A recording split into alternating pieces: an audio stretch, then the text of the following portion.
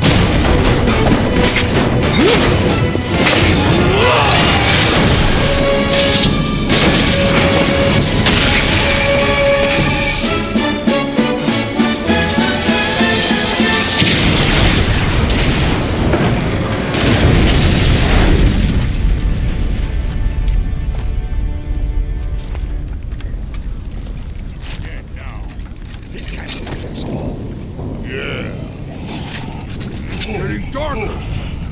What's happening? I've never seen this before.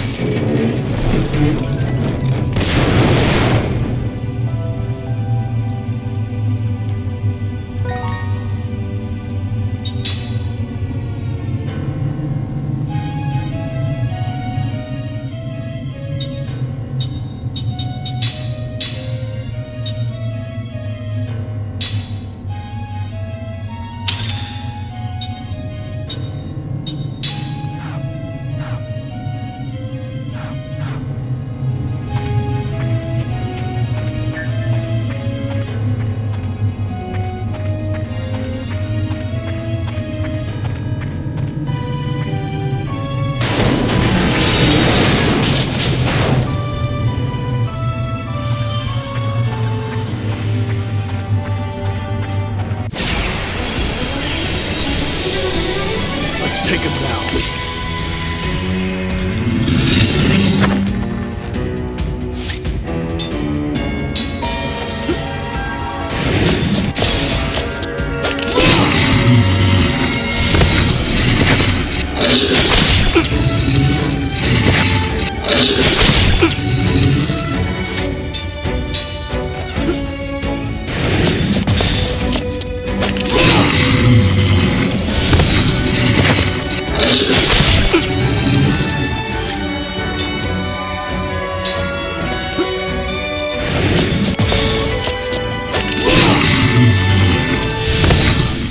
Like taking candy from a baby.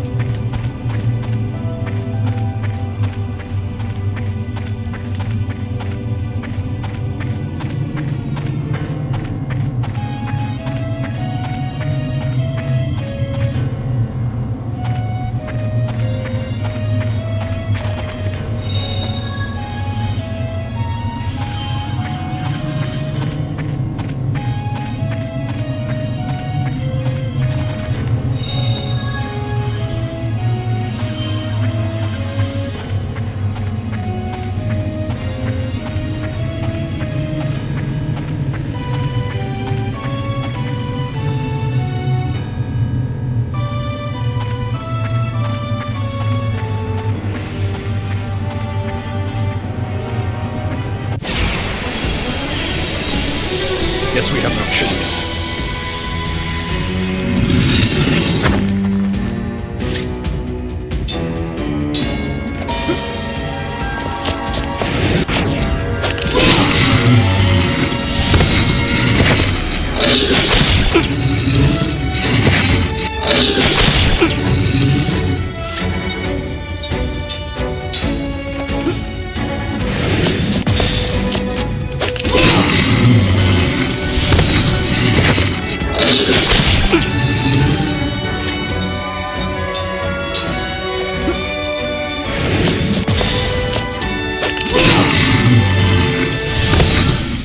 Like taking candy from a baby.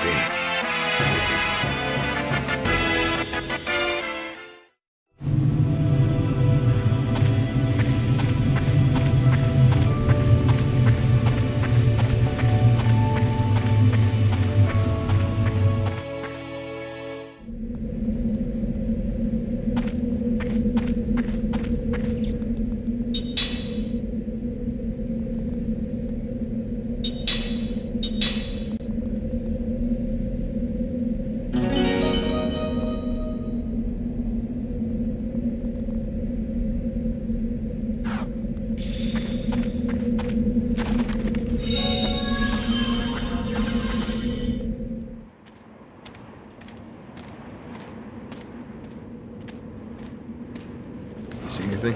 See. Maybe there. under the... Yeah. Here, let me help. Hold this. Hey. Hey! What? That guy over there. He's still alive. Huh? Hey, you!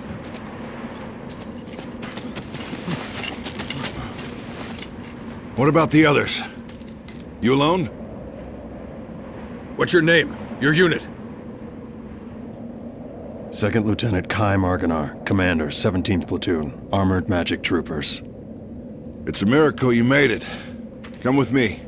This way. Unbelievable. One survivor. Yeah. Amazing he made it out safe. Especially in that outfit.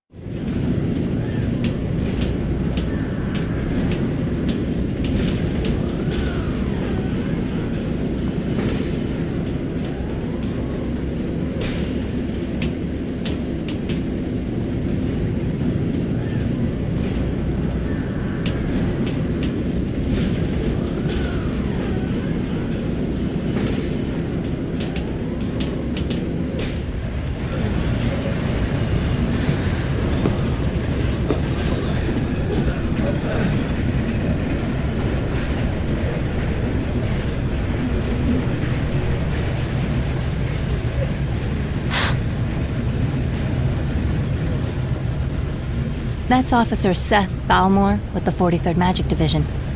She's like you. She got out in one piece. Really? You two are walking miracles.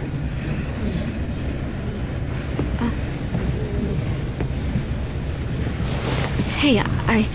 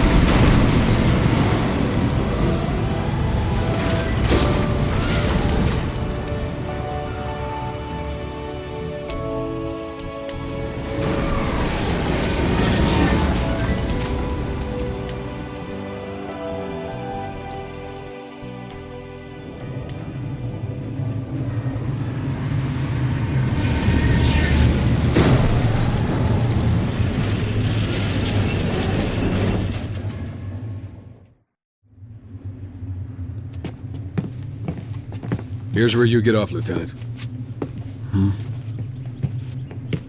The Council wishes to hear from a survivor, sir. Sorry, not you, Officer Balmore. Hey, I'm a survivor too. The Council has only summoned Lieutenant Argonar.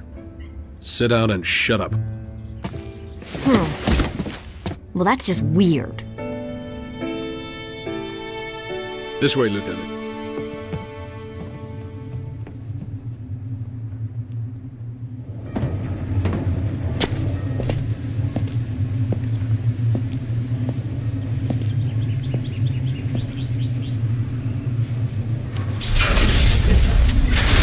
Follow me.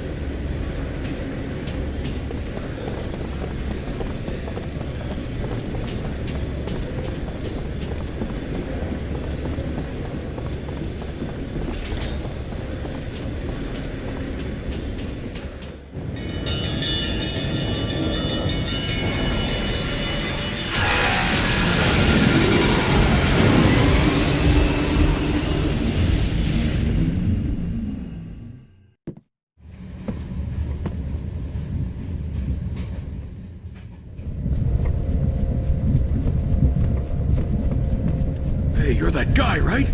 The soldier that can't die. The 17th Division. That was the front line. They were smack in the middle of the Wool Highlands. No one could have survived that meteor crash. But here you are, without a scratch. Beg your pardon, Lieutenant, but it's really strange. The few we were able to save were far from the center of impact, and even those men were seriously injured.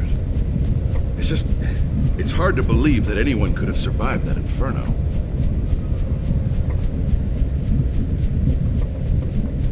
Then don't believe it. The Council won't like that attitude. Come on, tell us. How'd you make it?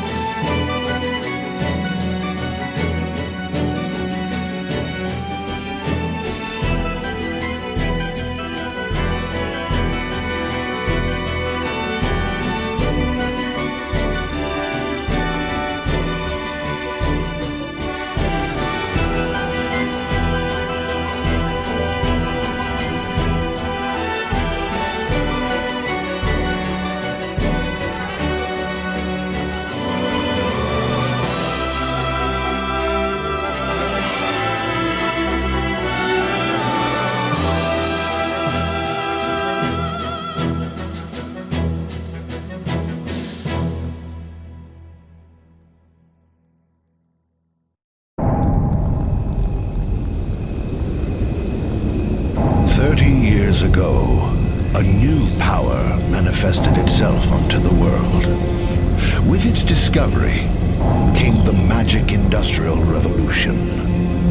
This power came to be called magic energy. Even now, there are none who can explain why this power, a power that merely lay buried within all living creatures suddenly flourished as it did. Today, this magic energy permeates every corner of the world. It has changed the way people live, transformed the shape of industry, and has even altered the nature of war.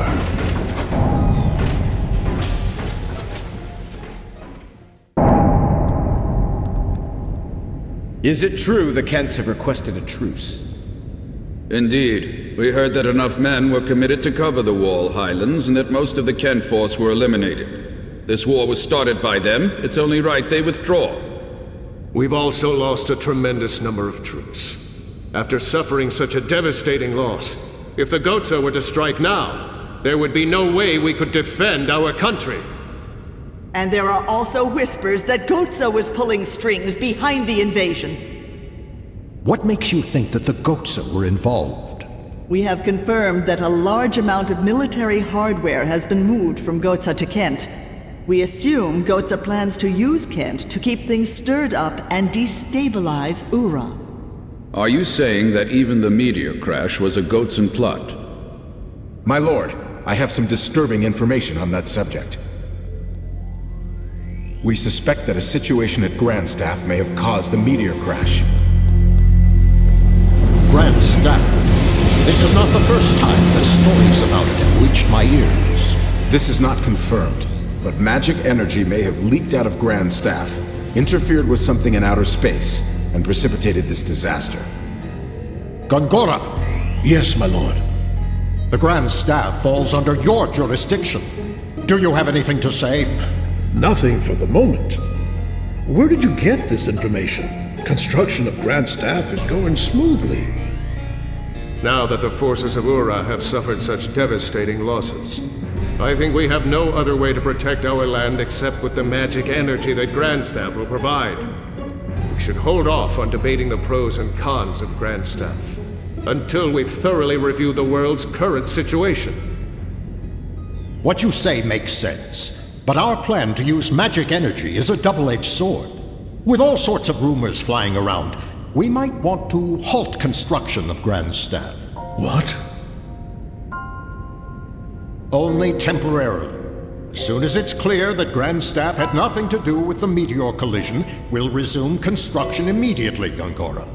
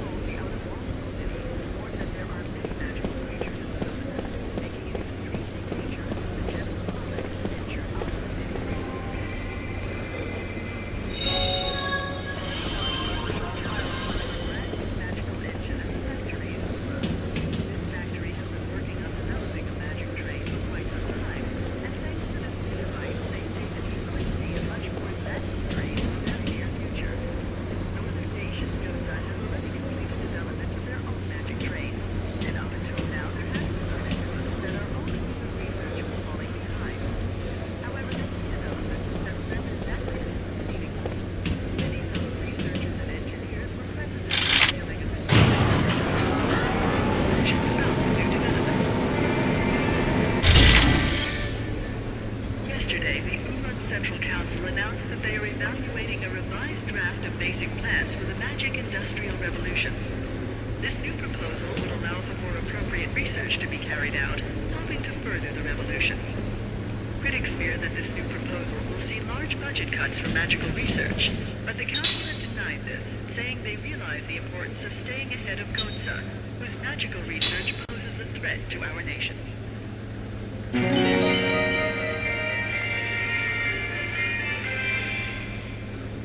It was announced today that parades planned for the upcoming Council Transition Anniversary ceremony have been cancelled, and that the ceremony will now be held in the royal residence. This is said to be out of consideration for the people who lost loved ones in the tragedy on the Wall Islands. The Earth citizen that was recently reported missing was discovered in the base of the Ypsilon Mountains today.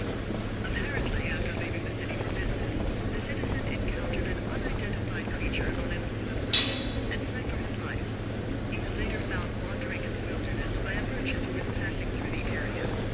Now in an extremely weakened condition, he is being nursed back to health at his home.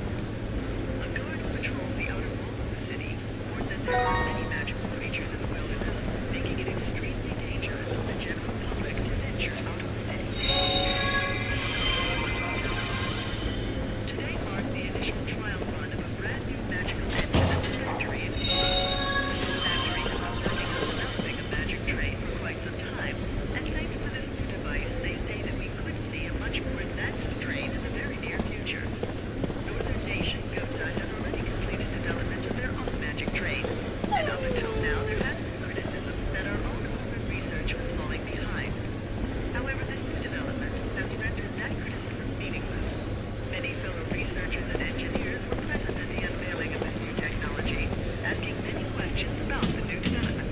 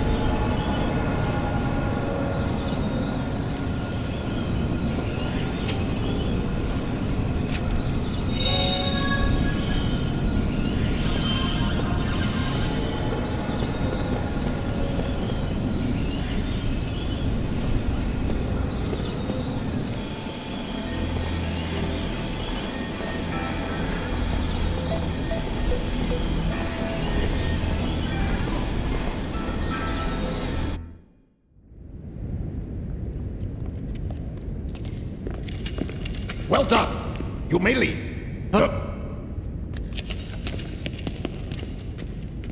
Lieutenant Kaya Marganar, we thank you for a job well done. I am Roxian, chairman of the Central Council of Ura. Well, Lieutenant, it seems people are calling you the Immortal. We've heard there were almost no survivors from Ura or Kent after the meteor crashed on the Highlands. And yet, you appear to be unharmed, even though you were presumably at the precise point of impact. Tell me, how did you survive? I don't know. My lord, please allow me to explain. Fine. Speak. Thank you, my lord. Actually, this man is immortal thanks to my magic energy. He is under a spell of immortality that I conjured. I wish to know more. This immortality spell, how does it work? I don't know. What? Are you saying that you don't know about the spell cast on you? I don't remember. I recall nothing. My lord, this man has lost his memory. However, he is skilled in magic energy, so I have been studying his abilities. Then what can you tell us, Gongora? With all due respect, my lord, the spell is a curse. It is said that merely hearing it brings death near. For the safety of everyone, it is better that the spell be kept secret. Very well. Since I trust your studied opinion, I shall take your word that we should not know the spell. Death is determined by fate, and one cannot fight it.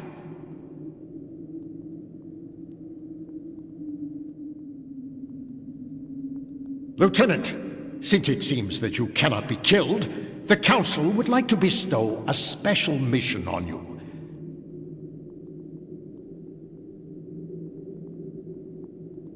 We want you to go to Grandstaff. My lord. Gongora, you cannot keep this hidden any longer. Till now, construction has been left up to you, but we've lost contact with the site. It's just that... Gongora! Until we can confirm that Grandstaff project is safe, construction shall be suspended. Yes, my lord. So now, Lieutenant Argonar. You know of Grandstaff, under construction in the Sea of Boss? I've heard that it's a magic staff. Yes, it is. As you just heard, all communications with the site have been cut off for some time now. Considering the danger from magic energy leaks, we suspect that no one can investigate the possible cause except someone immortal. Well, there is someone else. What did you say? At the Wall Highlands, another immortal. Her name is Balmor.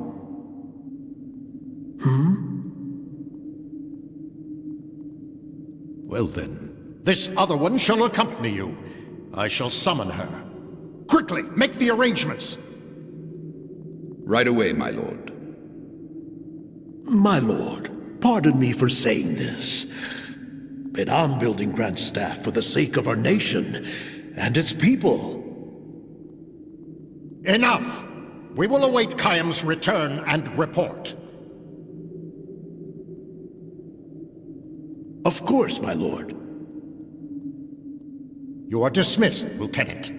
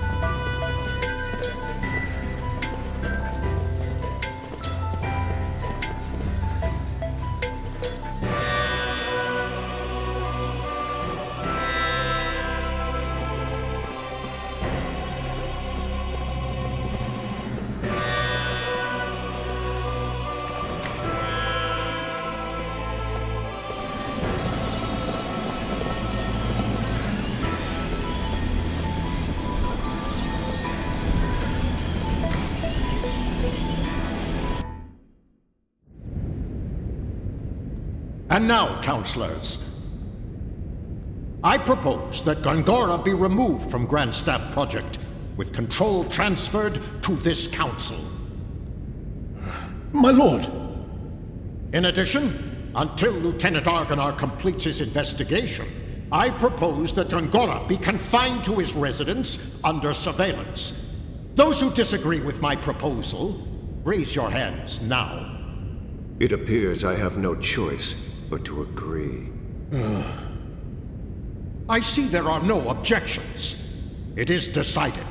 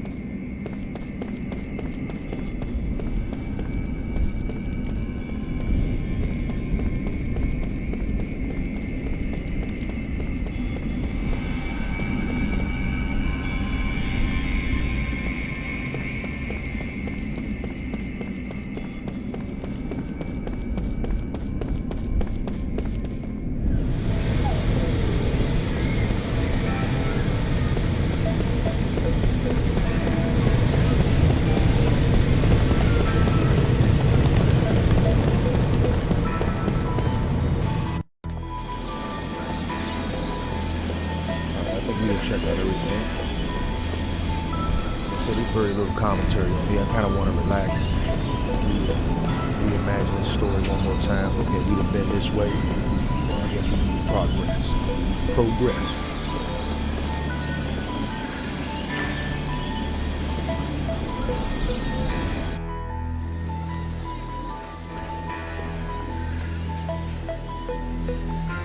Welcome. Council's told me about you.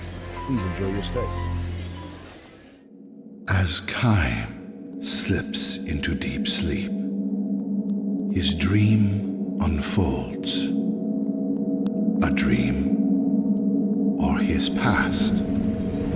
At this moment, there is no way he could know.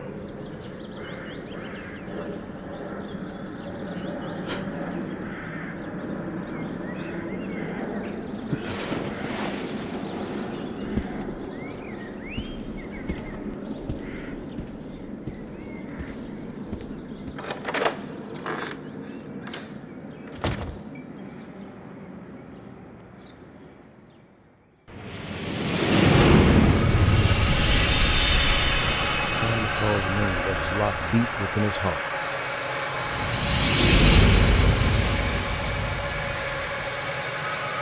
Dream has been revealed.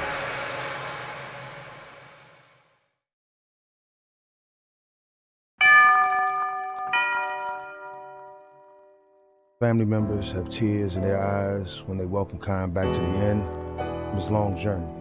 Thank you so much for coming. He understands the situation immediately. Time for departure is drawing near. Anna's departure. Too soon. Too soon. But still, he knows this day would have to come sometime. And not in the distant future. I might never see you again, she said to him with a sad smile when he left on this journey. A smiling face almost transparent in its whiteness.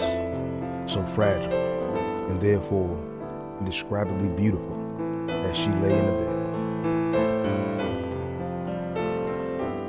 May I see Hannah now, he asks. The innkeeper gives him a tiny nod and says, I don't think she'll know who you are, though.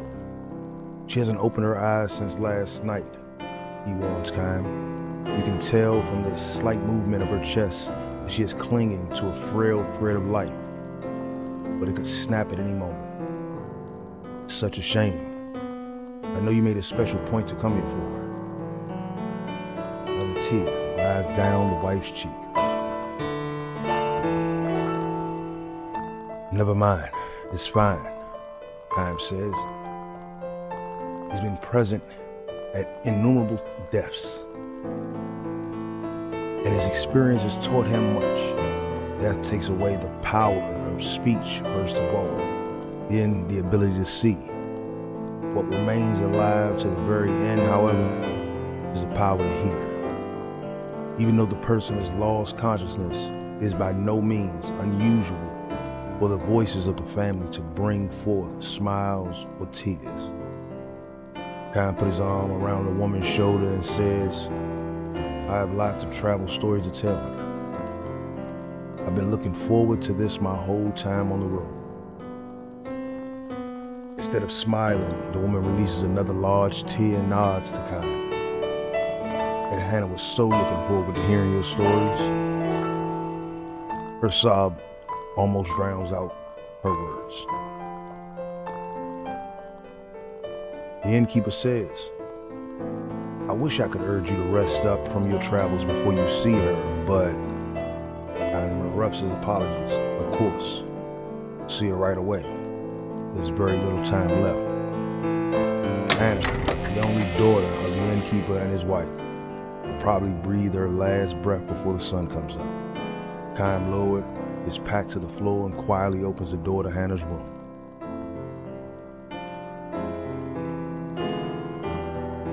Hannah was frail from birth.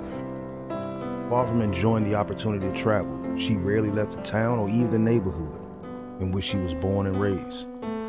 This child would probably not live to adulthood, the doctor told her parents.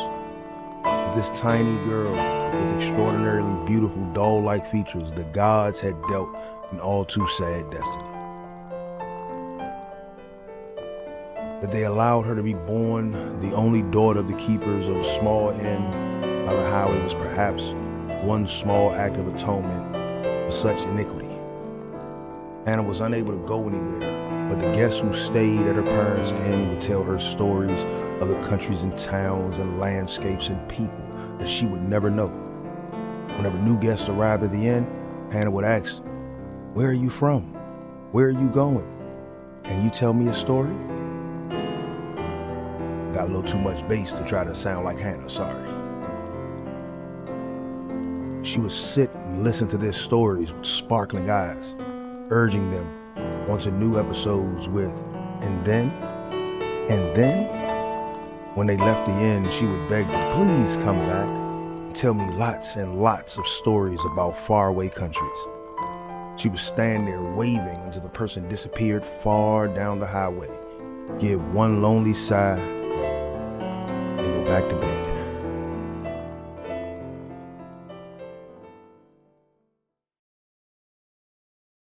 Hannah is sound asleep. No one else is in the room. Perhaps an indication that she has long since passed the stage when the doctors can do anything for her.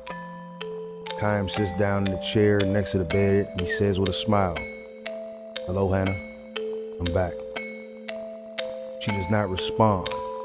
Her little chest, still without the swelling of a grown woman, rises and falls almost imperceptibly.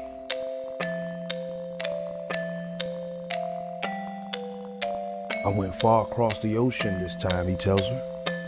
The ocean on the side where the sun comes up.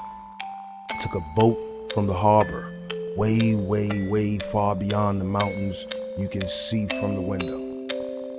And I was on the sea from the time the moon was perfectly round till it got smaller and smaller and then bigger and bigger until it was full again. There was nothing but oceans as far as the eye could see. Just the sea and the sky. Can you imagine it, Hannah? You've never seen the ocean, but I'm sure people have told you about it. It's like a huge, big, endless puddle. Chaim chuckles to himself, and it seems to him that Hannah's pale white cheeks move slightly. She can hear him, even if she cannot speak or see. Her ears are still alive. Believing and hoping this to be true, Chaim continues with the story of his travels. He speaks no words of parting. As always with Hannah, Chaim smiled with a special gentleness he has never shown to anyone else. And he goes on telling his tales with a bright voice, sometimes even accompanying his story with exaggerated gestures. He tells her about the blue ocean. He tells her about the blue sky. He says nothing about the violent sea battle that strained the ocean red. He never tells her about those things.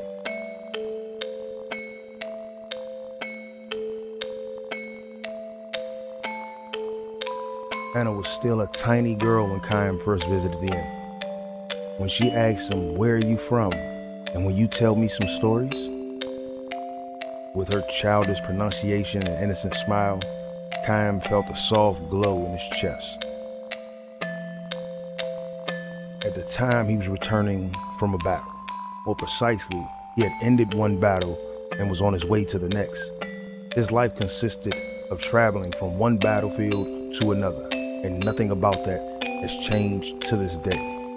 He has taken the lives of countless enemy troops and witnessed the deaths of comrades on the battlefield. Moreover, the only thing separating enemies from comrades is the slightest stroke of fortune. Had the gears of destiny turned in a slightly different way, his enemies would be his comrades and his comrades' enemies. This is the fate of the mercenary. He was spiritually worn down back then and feeling unbearably lonely.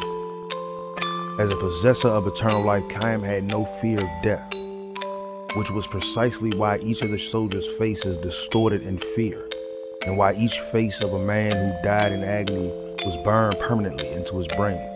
Ordinarily, he would spend his nights on the road drinking, immersing himself in an alcoholic stupor, or pretending to. He was trying to make himself forget the unforgettable. When, however, he saw Hannah smile as she begged him for stories about his long journey, he felt a far warmer and deeper comfort than he could ever obtain from liquor. He told her many things, about a beautiful flower he discovered on the battlefield, about the bewitching beauty of the mist filling the forest.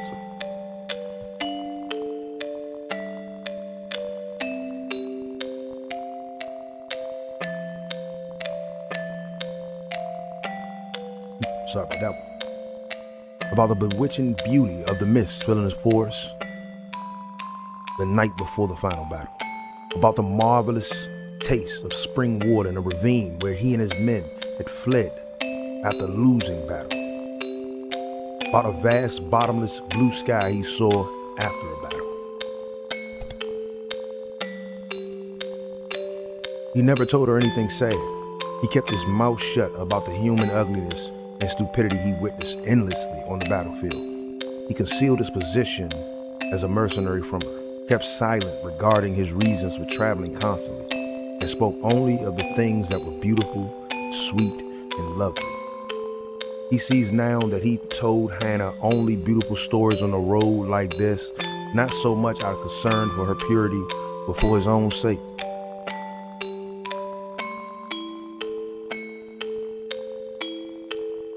And in the end, where Hannah waited to see him, turned out to be one of Chaim's small pleasures in life. Telling her about the memories he brought back from his journey, he felt some degree of salvation, however slight. 5 years, 10 years, his friendship with the girl continued. Little by little, she neared adulthood, which meant that, as the doctors had predicted, each day brought her that much closer to death. And now, Chaim ends the last travel story with her he will share. He can never see her again. He can never tell her stories again. Before dawn, when the darkness of night is at its deepest, long pauses enter into Hannah's breathing. The frail thread of her life is about to snap as Chaim and her parents watch over her. The tiny light that is lodged in Chaim's breast will be extinguished. His lonely travels will begin again tomorrow. His long, long travels without end.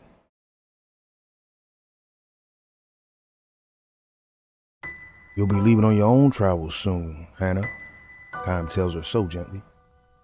You'll be leaving for a world that no one knows, a world that has never entered into any of the stories you have heard so far. Finally, you'll be able to leave your bed and walk anywhere you want to go. You'll be free. He wants her to know that death is not a sorrow, but a joy mixed with tears. It's your turn now. Be sure and tell everyone about the memories of your journey. Her parents will make that same journey someday. And someday Hannah will be able to meet all the guests she has known at the end far beyond the sky.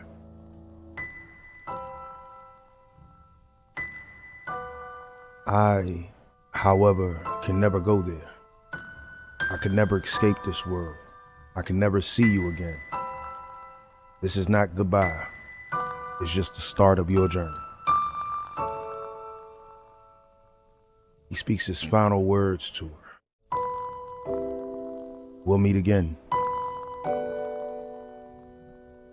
And that was his final lie to her.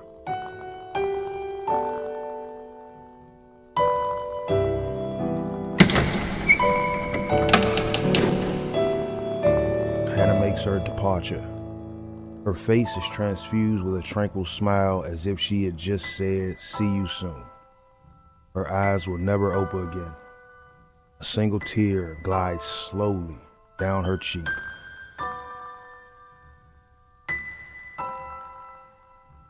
Damn. It hurt a little bit.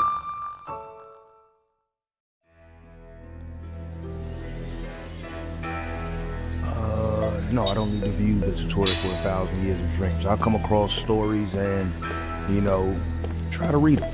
I'll try to read them, Like I said, this is really not about commentary, having a little fun, enjoying ourselves. This is more of a chill, kind of somber realization of life and true immortality. I expect no less from the capital of Ura. Everything's so big. And check out all the magic engines. Okay.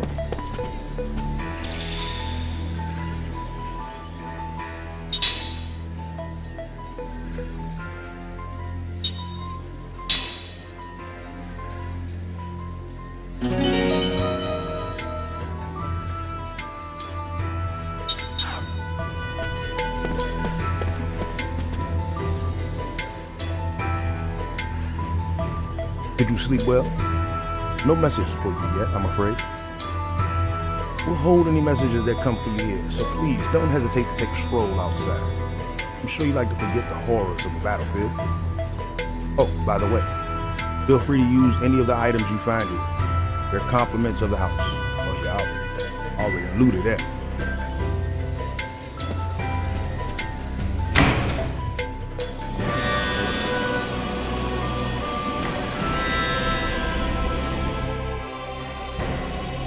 Access this back door now.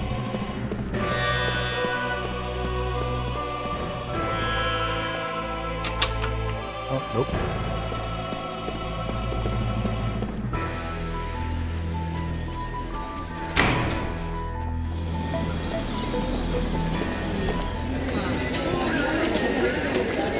Whoop, sorry. Oh, look out. Sorry, miss.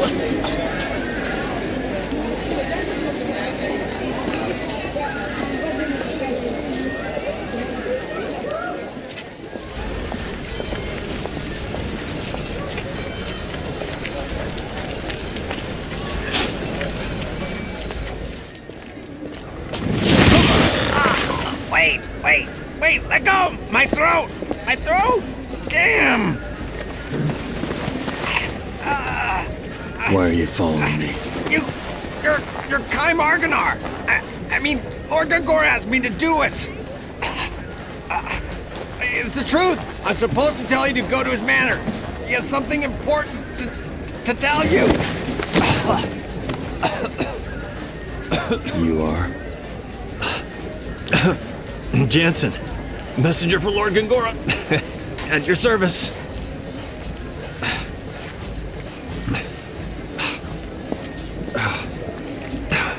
Man, what an attitude. Jeez whiz.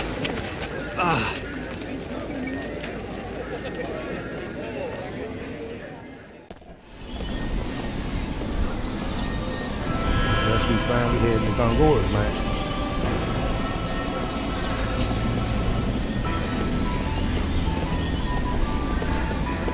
See, there's a shopkeeper back there.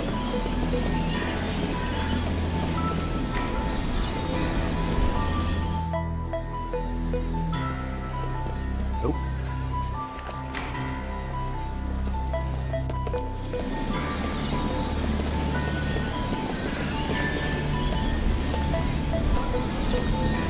You heard about this? A connection of mine in the council told me Councilman Board had been confined to his private estate. True, but the soldiers in the front of his house aren't protecting him, but rather keeping him in there.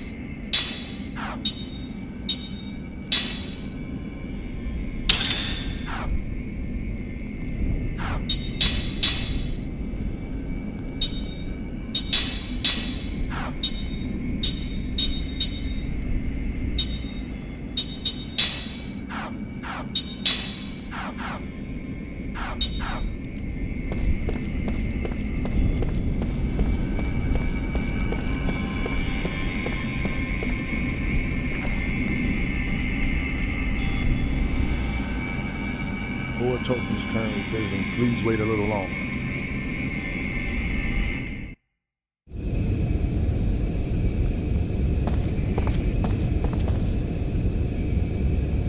House arrest is going too far.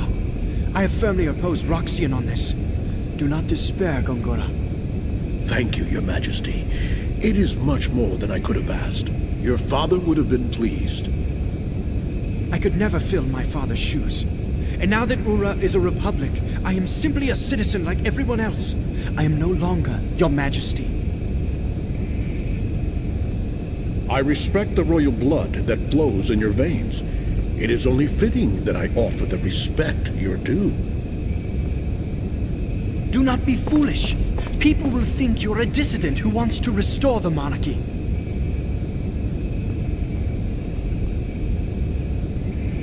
I'm truly happy that you have come to see me. You've always been so kind. You taught me the rudiments of magic. I cannot help but be kind to you in return. I cannot understand Roxian. I believe he intends to stop work on Grand Staff. It makes me angry, Gongora. Our entire nation has benefited from magic energy, yet he does not understand the significance of Grand Staff. If we can increase magic energy with Grand Staff, just think how much better our people's lives would be. We would no longer need soldiers. You have seen the future of Ura, and how Grand Staff can make it happen. Roxian's vision is too narrow for our nation to grow. I am sorry you had to witness that. There is no need to apologize. I'm happy Your Highness understands. But even if they stop Grand Staff, we could develop a newer and far better magic engine. Please let me know what you need, Gongora. I can help you.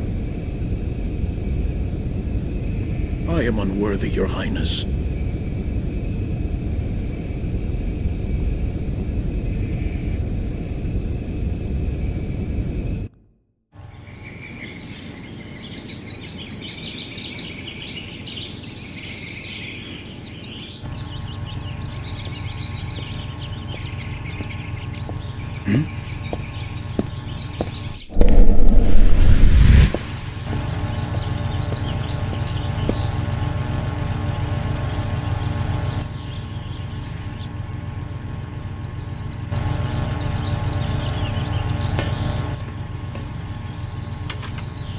Please, go in.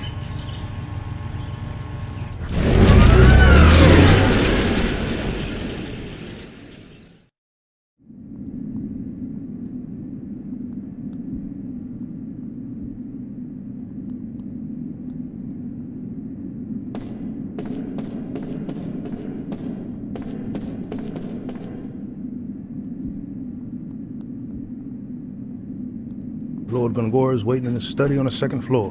You can take the lift up from the central laboratory. All right. I like the loot too, so let's see what he got in these rooms. You'll find Lord Gongora in his study as always. Go through this door and take the lift.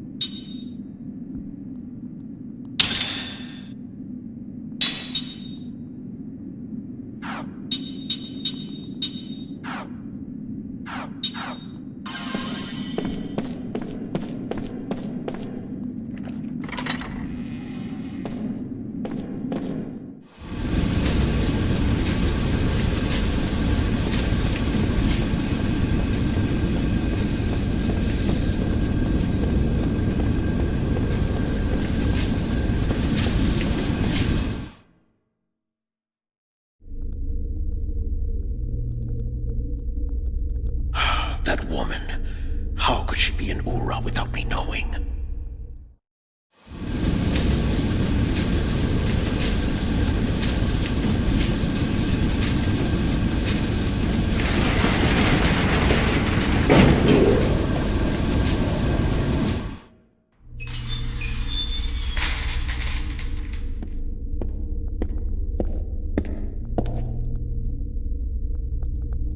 Good, you're here.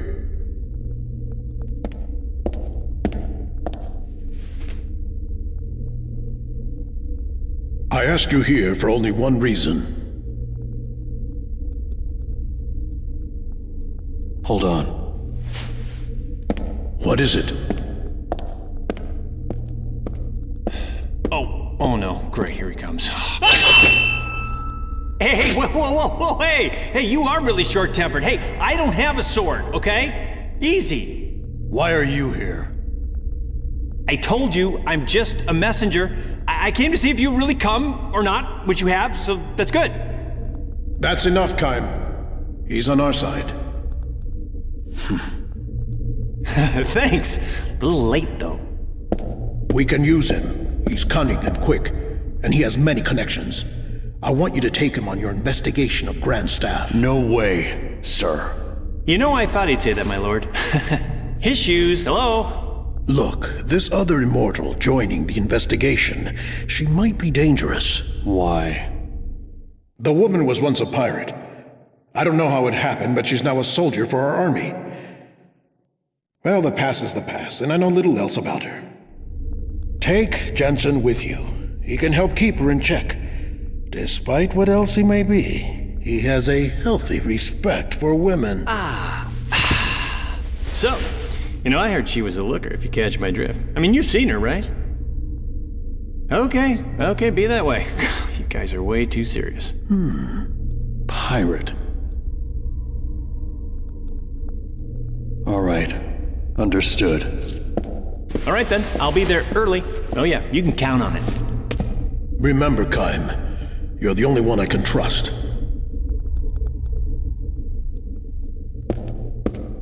I can't leave here for a while. The Grand Staff is my life's work. So if something is wrong, I want you, with your immortal powers, to find out what it is. Understood? You'll be briefed later. You should go now. I'll be right behind you. Oh, he's gonna be fun to work with. This is for your trouble. Wow, nice. You know, my lord, I've been thinking, working with this guy, it's like playing with fire. I mean, did you see his eyes? I mean, that's creepy. I got a bad feeling about this whole thing. I mean, this little guarantee is not gonna be enough, I'm afraid, to keep an eye on him. You're gonna have to give me a little bit more, you know what I'm saying? You're already under a magic contract. Don't get greedy. Whoa, hey, okay, that's some serious mojo, buddy. Easy. Is your fee still unsatisfactory? Okay, not funny. I'm not laughing, okay? I didn't stick my neck out for this, okay? Jeez, everyone's a pain in the ass. I'm taking a bath.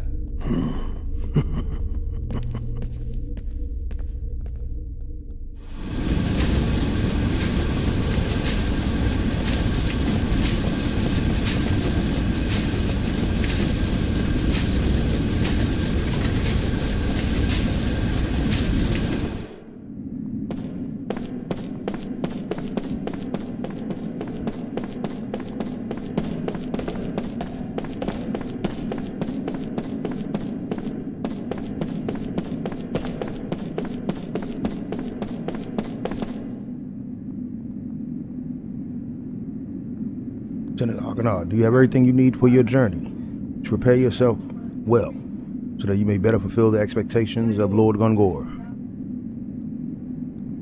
I mean, you coming in and out of here could damage Lord Gungor's reputation. The council won't look kindly on it. You won't be able to re-enter this mansion once you leave. Are you sure you want to leave? I got everything.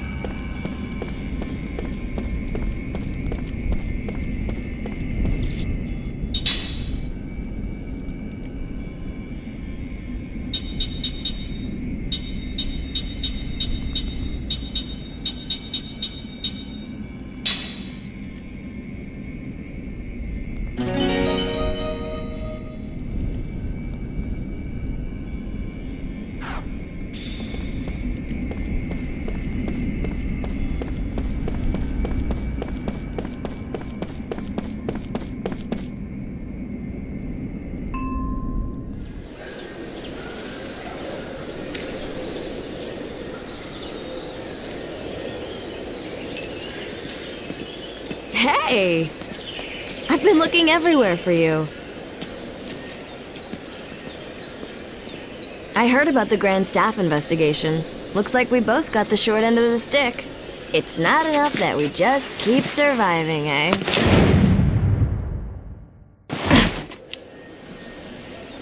There's always something. So, what did you learn in the council? Nothing to do with you. Oh, really? Say, haven't we met somewhere before? Ugh. Nothing to worry about if you can't remember. Neither can I. You too, huh? I can't recall a thing. All I know is that my name seems to be Seth Balmore. People say I used to be a pirate. Isn't it strange that both of us lost our memory and are immortal? Maybe we met a long time ago. I sort of get that feeling when I look at you. When we met before, were we enemies? Or allies? Or maybe even lovers? Looking forward to starting our journey tomorrow, Kaim Argonar. Tomorrow? You still haven't been contacted by the council? You set out for Grand Staff tomorrow morning. I thought you would have heard by now. Oh, and by the way, I'll be joining you on your little trip. So you are going with me then? Being late is strictly forbidden. Mwah.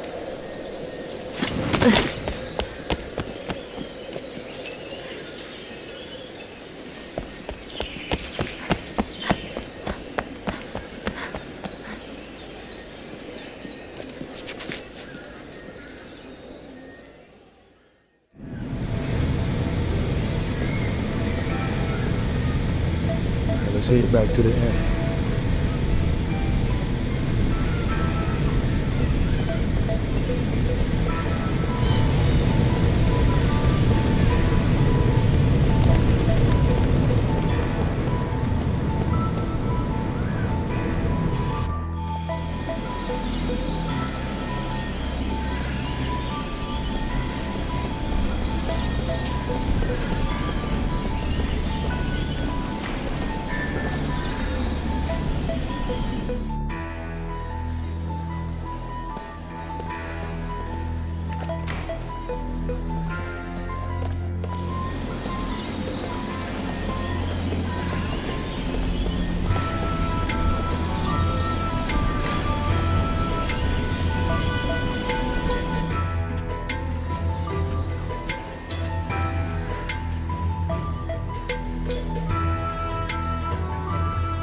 Welcome back. I received a message from the council earlier.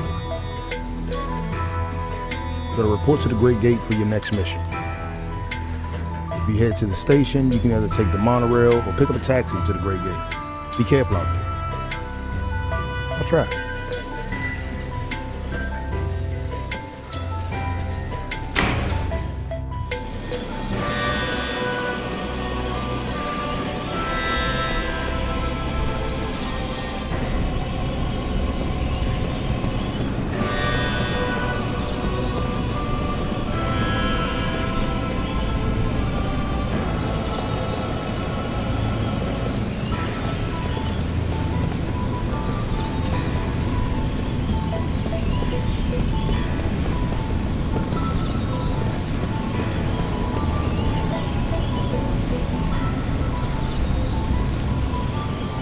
Place to catch a magic taxi. Where are you headed? Hell if I don't change my ways. Great Gate, yes. Please get in.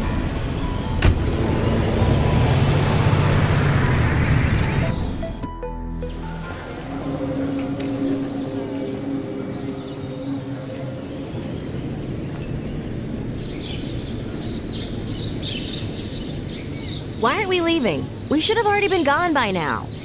I'm waiting for somebody. What? Who?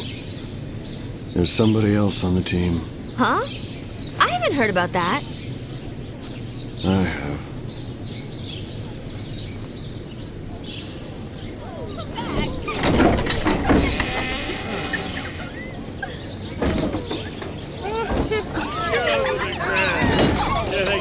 Hey, good morning, everybody. Thanks. You guys are shit. What the? This is the other guy? Yeah. Whoa, baby. What a... I can't believe I love you. Reeks of booze. Why are you late? Can't you tell? A man's gotta do certain things before leaving on a mission like this, and I did what I had to do. Jerk. Thank you, my lovely. Do or die Johnson is now off to meet certain death. Miss you. Oh, Jensen, come back to us. We still have that bottle Oh, that is for you. so sweet. I know. Oh, don't say that. That's so nice. Hey, oh, you know, girls, I'm already missing you. Hey, can I have just 15 more minutes? I need 15 for her, and her. That's 45 minutes. That's all I'm asking. Like we would wait for you, you worthless drunk. That hurt. You not very poor nice. things. I think I You was know very what? good. You're free to go. Hey, Thanks for bringing him to us. Well, thank you. You're such a doll. You'll come and play with us next time, honey. More than Hey, that. don't touch me. Get out of here. Shoo! Oh, that's not very nice. Okay, bye-bye, girls. Don't cry. I'll be back. Don't worry. Okay. Bye again. Great. Just what we need. More useless baggage. Hey, that's not nice. I ain't gonna come in real handy. You know, you can count on it. Whoa! Hey. Who's counting on what? Ow. Hey.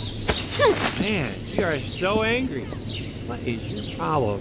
Hey, you ready?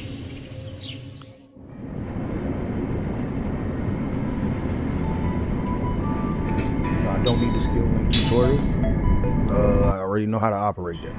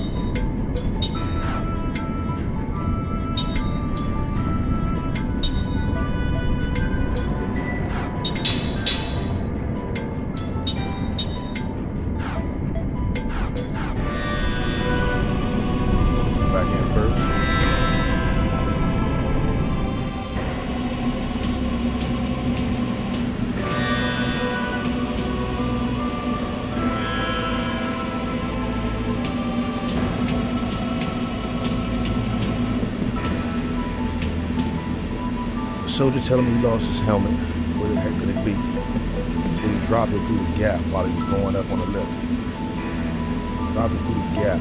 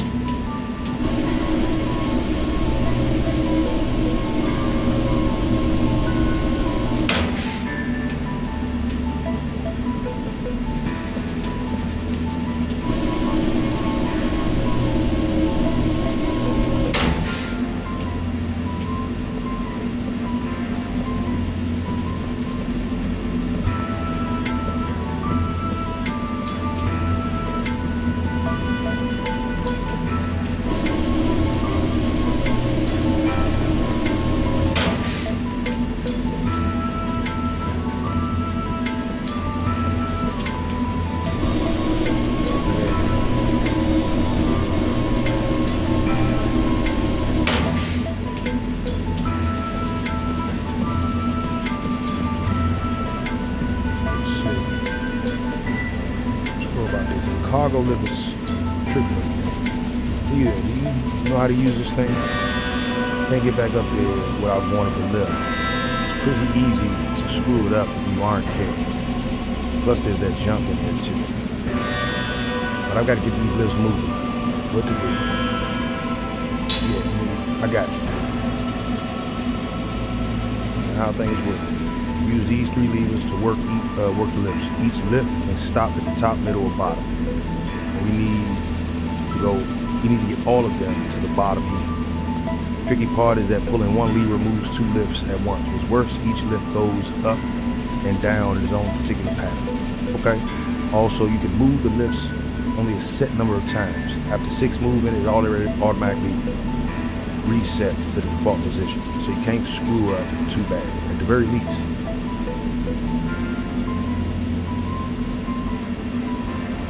Okay, let's get it right. Okay. So I know I need to move that top one down.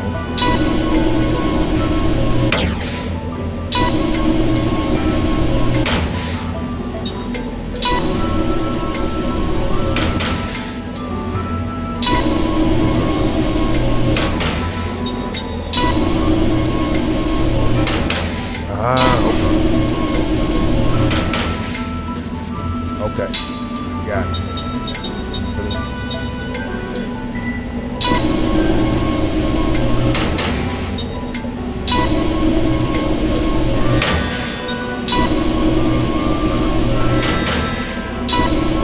She get it right. Here we go. Come on now, I got you. Press it. Pretty good at controlling this thing. What do you think about working here full-time starting today? Maybe I can finally clear out all that junk up there. Anything you want, just take it. Think of it as my thanks for you help moving this thing.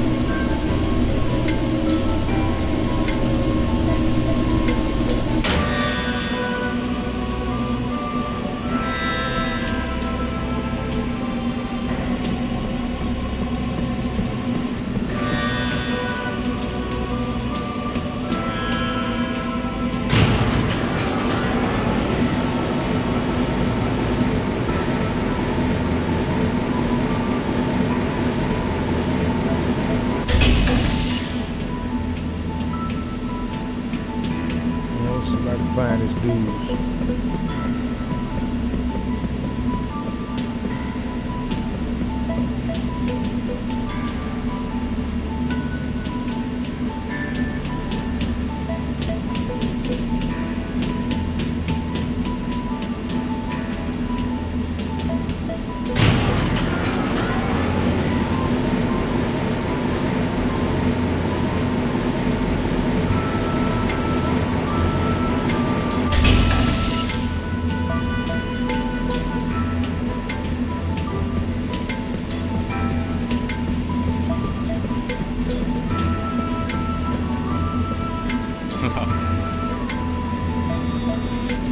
I was able to do my rounds up there. I won't have to mess with the lifts anymore either.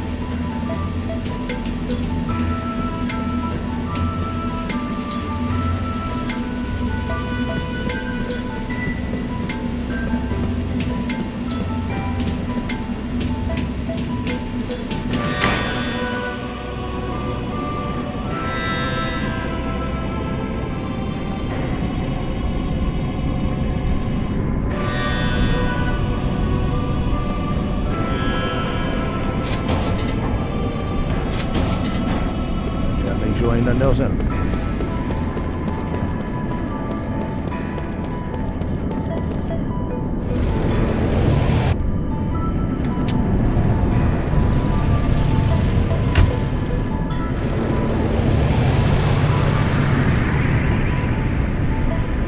Well, well, this is quite rare. Run into travelers in a place like this. You're going on a journey, you sure luck out running into me. Just got some new wares and stocks, so take a look at what I have to offer. Beyond the Great Gate is a dangerous region, infested with monsters. Best be prepared if you're traveling through them. Equipment, medicine, I've got everything you need.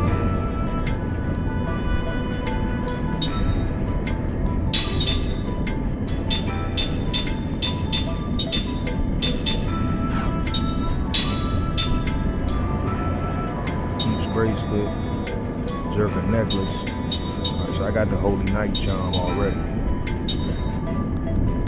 I got all this. I'm good. Make sure I'm good on these heathen.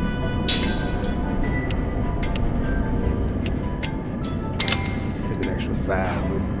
21 should be more than enough to get through this. Run a small and humble shop in the city. If you're in need of medicine or such, pay me a visit. Quite happy with what you'll find. I'm expecting to find some weapons on my guy, because your shop says armor. You're on the expedition team. What's crawling with monsters outside, so watch out. Folks fully aware of the elements, one of the fundamentals of magic. Elements of fire, water, earth, and wind can be arranged in a circle based on their strengths and weaknesses. Fire is weak against water, water against earth, earth against wind, wind against fire.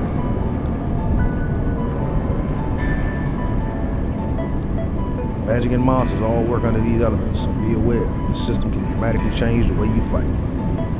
So memorize these rules. Be sure the monsters have them down pat. I like that. I like the fact that the monsters do be thinking.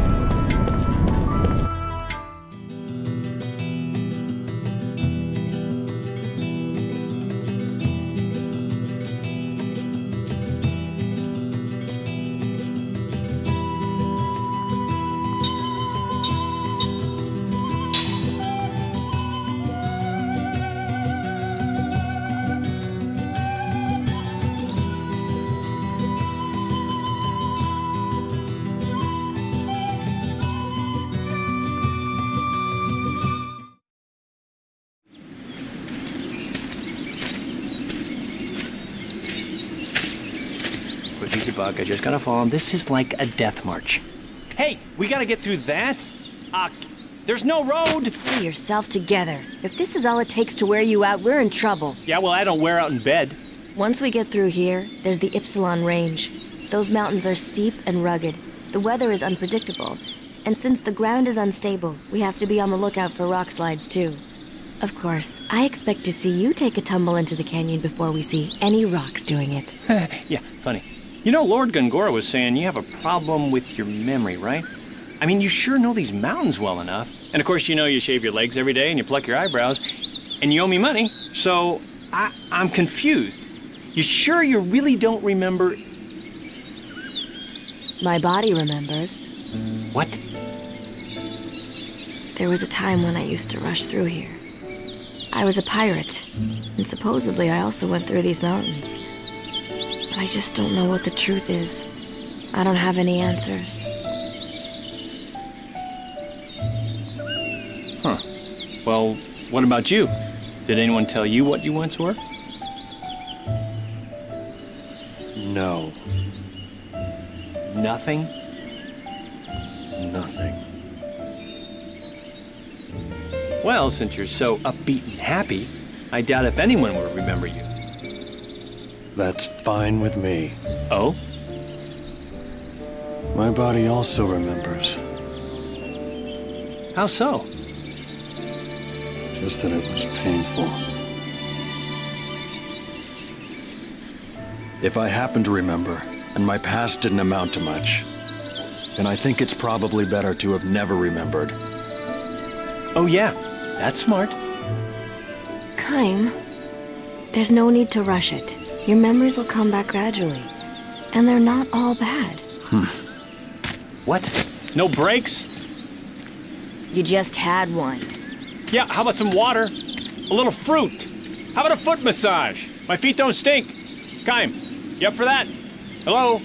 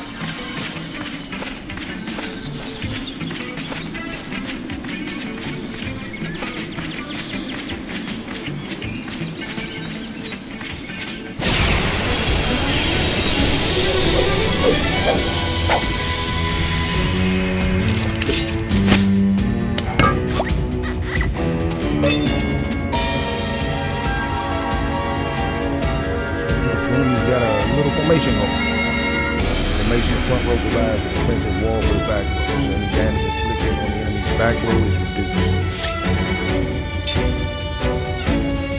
Break these things up, too.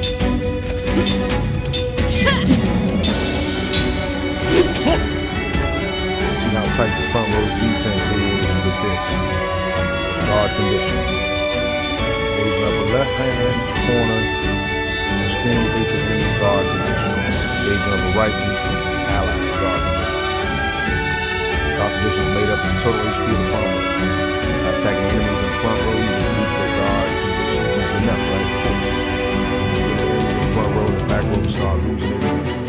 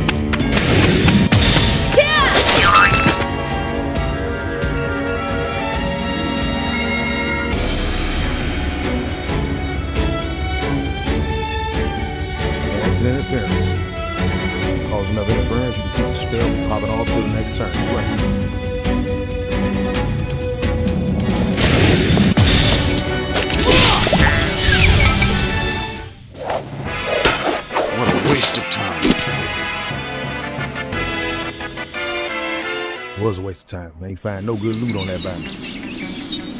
Nah, I'm good. I know my tutorials, and well, for the most part. Let's get back here.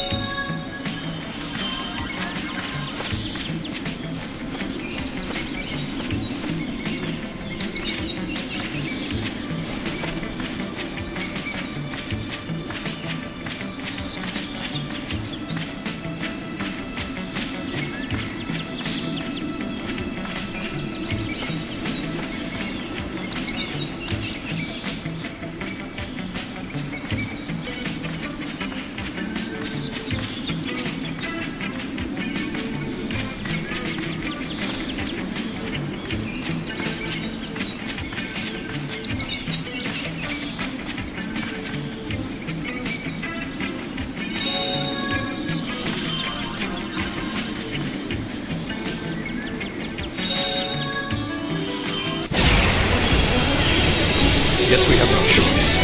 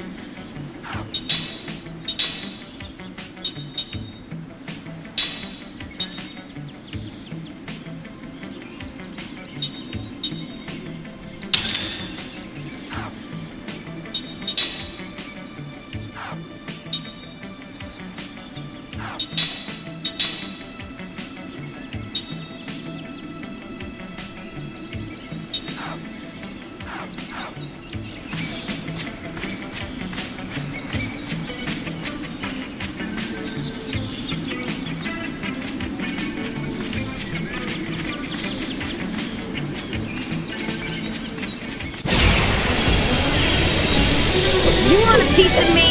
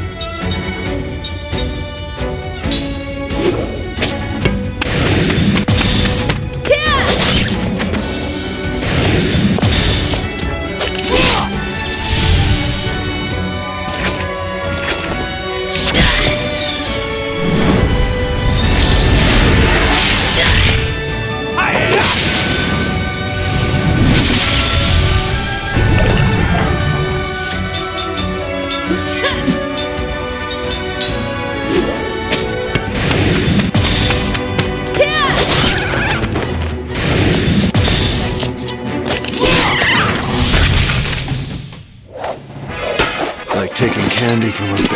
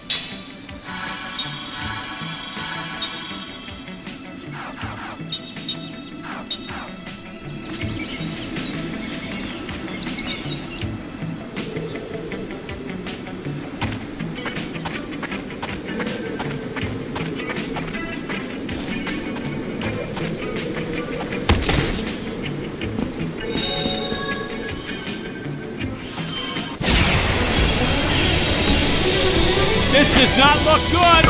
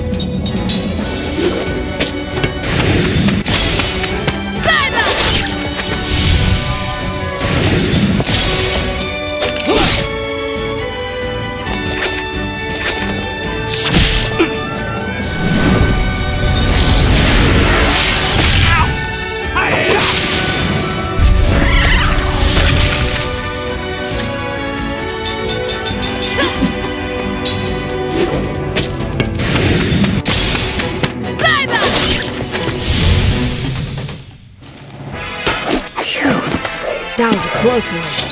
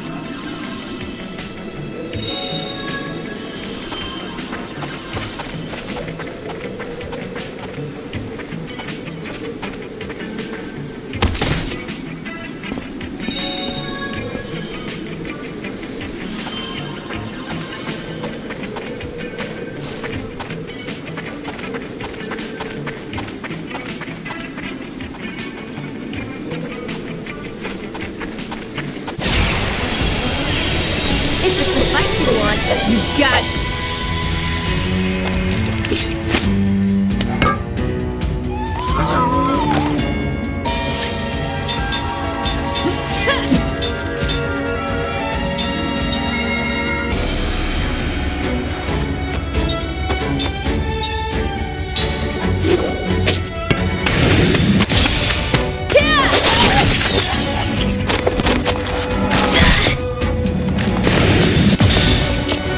Yeah!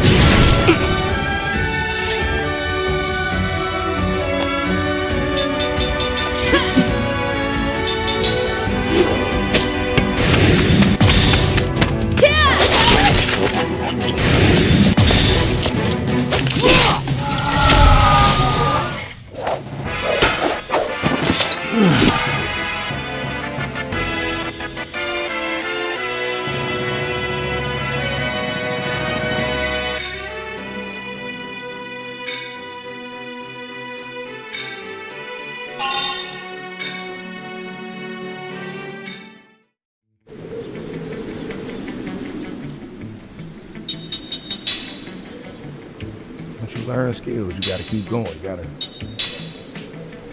gotta keep learning all the skills you can, so that when you never find yourself backed up with skills,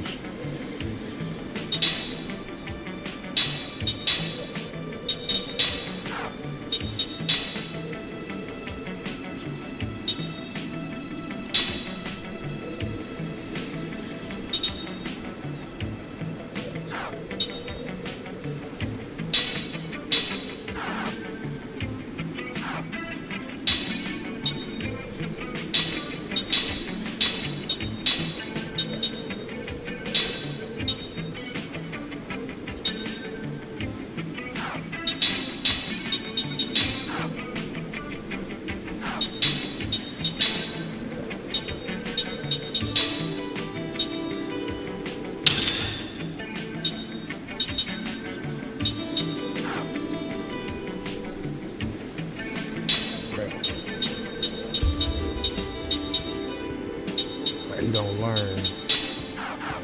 You actually just learn it naturally. Learn nothing.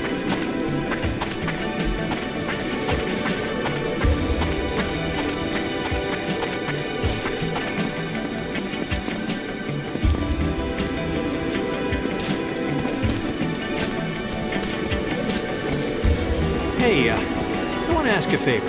I'm just going to ask this once, okay? Will you listen?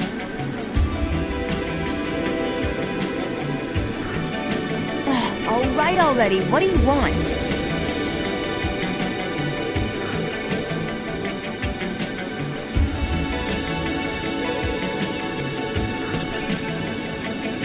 Whining, okay. Is that all you can say? Can't we just rest in that hut over there? All you do is complain, complain, complain.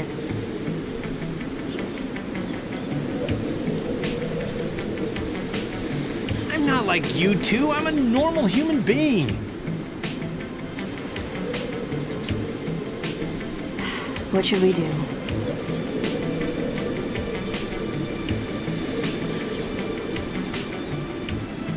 All right, let's rest.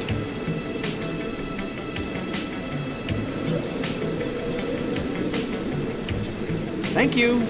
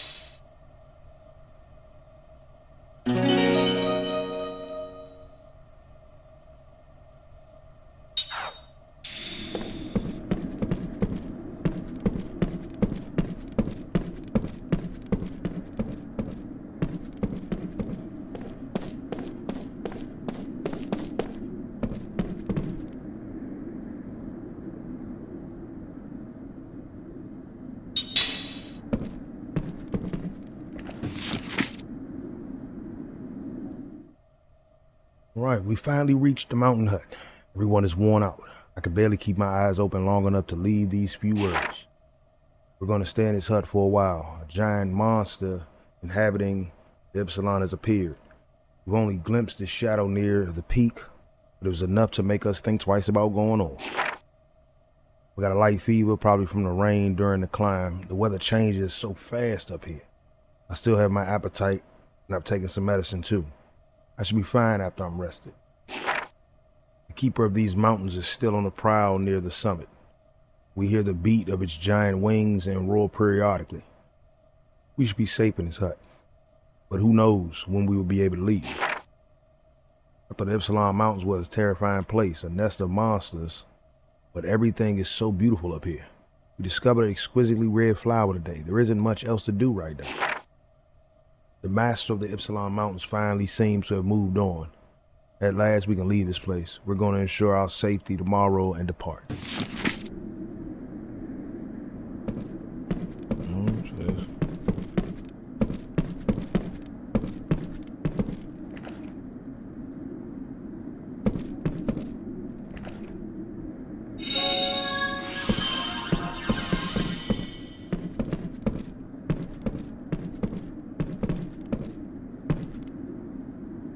All right. Yeah, we can rest.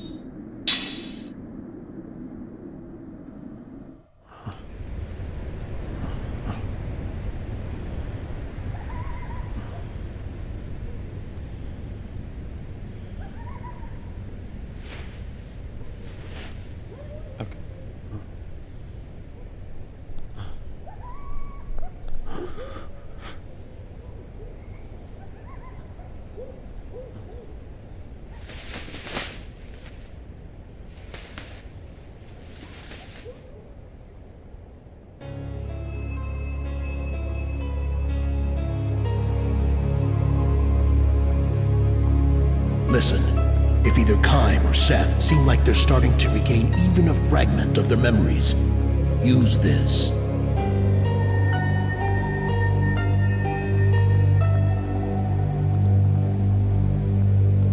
What is it?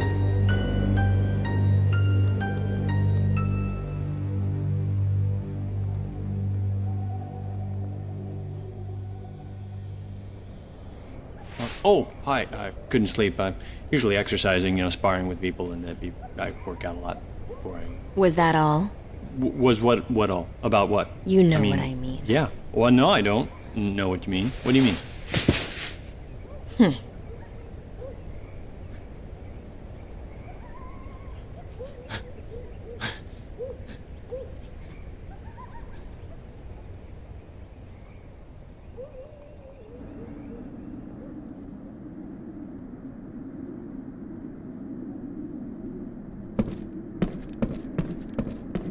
Got the beauty rest.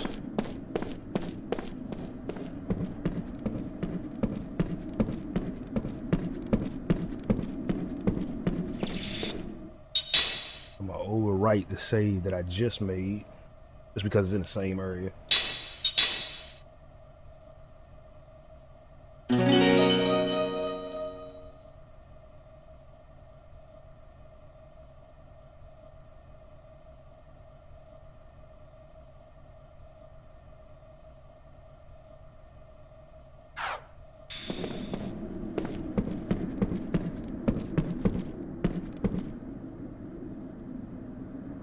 All right, good morning, Kyle. Once we leave here, we'll be almost at the peak. Let's get moving.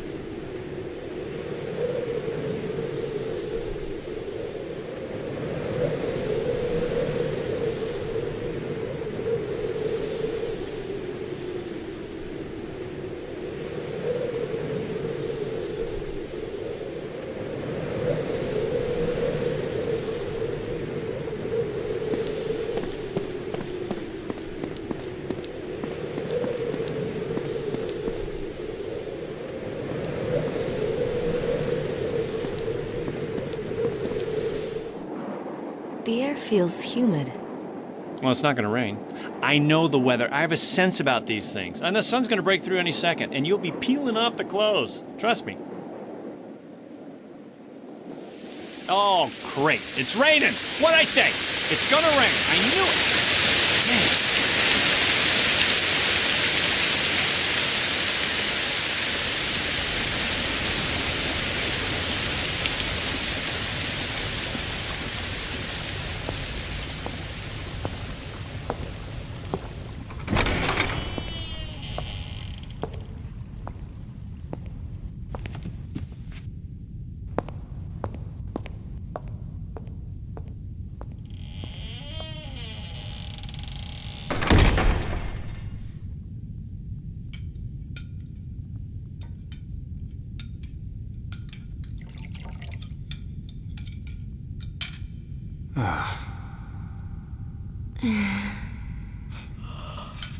You're dismissed.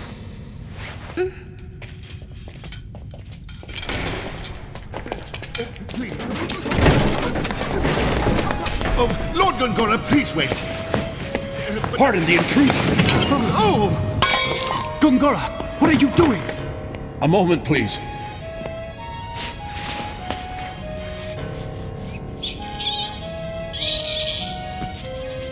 What is going on, Gongora?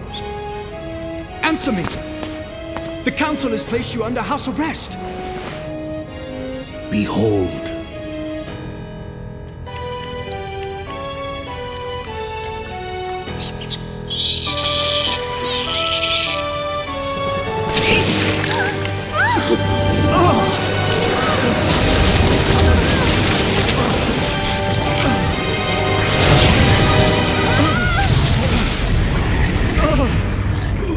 Gongora, what is the meaning of this? There are those who do not wish the monarchy restored to power. But I do not wish it to be restored to power. With all due respect, while some fools completely support our current republic, there are also those who long to restore a powerful monarchy. Regardless of what your highness may desire, our country struggles with two political forces, the past and the present. You must be aware of this. Fortunately, I was able to sense your danger through magic energy. Even though I am under house arrest, I could not allow you to be harmed. There are many ways I can secretly move from my manor to yours, your highness. But if Roxian knew you had been out of your home, you would be subject to even tighter restrictions. I can look after myself. I, however, cannot. Had you not come, I would have ended up like that mouse. You can always rely on me, your highness. Thank you, Gongora. Thank you.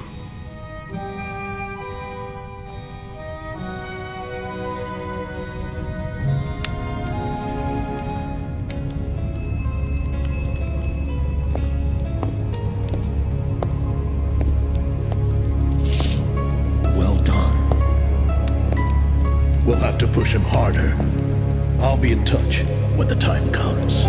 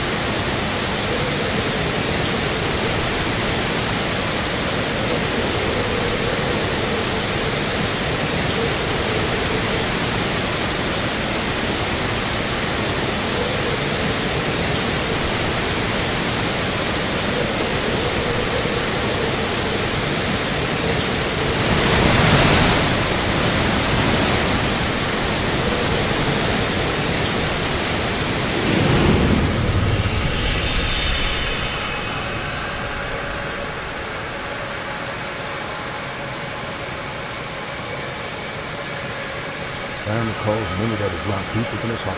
Okay, here we go.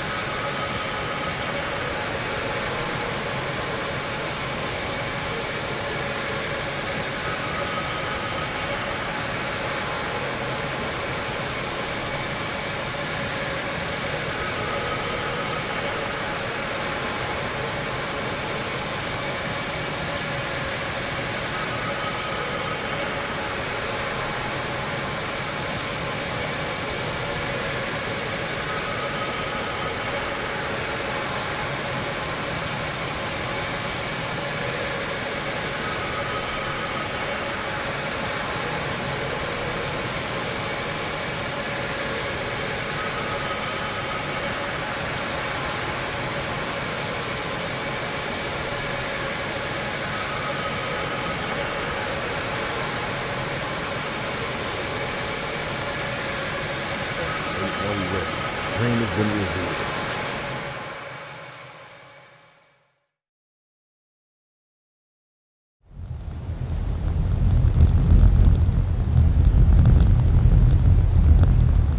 The upstreamers.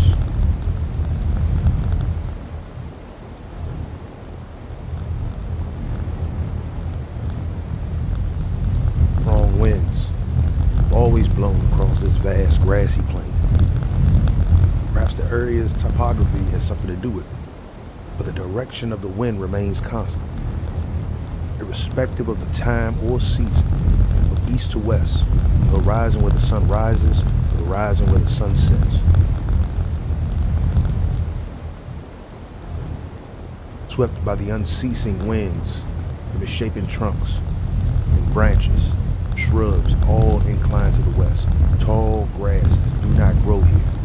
And the grass that do grow all lie flat on the ground, bending westward. Caravans and herding folk traverse the single road that crosses the plain. They do not come and go. They only go, moving from east to west, using the wind at their backs to gain distance. Travelers heading west to east always use circuitous route. The circuitous route that snakes around the southern mountains. It is much farther that way, but much faster than crossing the plain head on into the wind.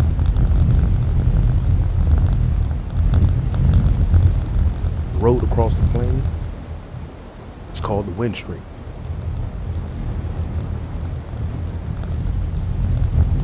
Just as the flow of a great river never changes direction, the footsteps of those who use the road have not changed direction since the distant past, nor are they likely to change far into the distant future, from east to west.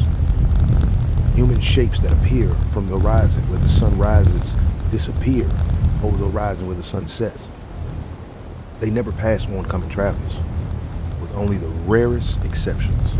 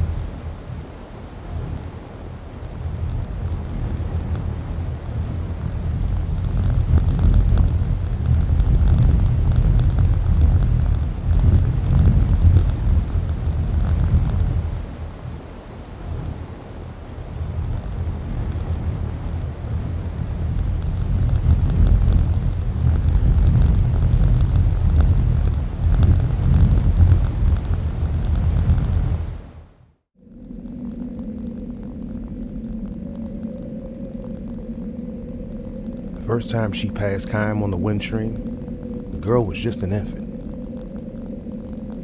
So was my grandmother alive then? In response to the girl's untroubled question, Kym smiles and answers, she was. And I remember what a nice old lady she was too. Looking back down the road, the girl points toward the line of hills fading off into the distance. My grandmother crossed 7 hills on her journey. Is 7 a lot?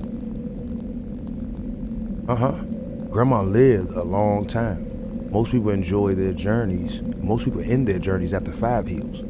The people they leave behind build a little grave where they ended their journey, and then they keep traveling. The girl points down at the ground where she is standing. This is as far as I've come, she says with a proud, happy smile. The religion of the girl and her family professes a pious belief that if they devote their lives to walking eastward against the flow of the wind stream, they will arrive at the easternmost source of the stream itself. People call believers in that religion the upstreamers. The word carries a hint of fear and sadness, but also a trace of contempt and scorn. The upstreamers are devoid of worldly desires. They live their lives with no greater purpose than traveling eastward on foot. They are free of doubt, they give birth to children en route, and they continue their journey while raising their children. When they age and their strength gives out, their journey ends, but their family's journey continues. From child to grandchild to great-grandchild, their belief is carried on. The journey of this girl's family was begun by her late grandmother, who began walking from the wind stream's western verge with her son, who was then the age the girl is now. The upstreamers do not walk for the entire year, of course. During the season, when the winds are especially strong, from late autumn to early spring, they take up residence in various posts, towns, scattered along the road and earn day wages by performing tasks that the town folk themselves refuse to do. Some upstreamers choose to stay in the towns, while others, conversely, take townspeople with them when they return to the road in the spring. These are people with whom they have fallen in love during the long winter, or boys who dream of traveling, or grown-ups who are tired of town life.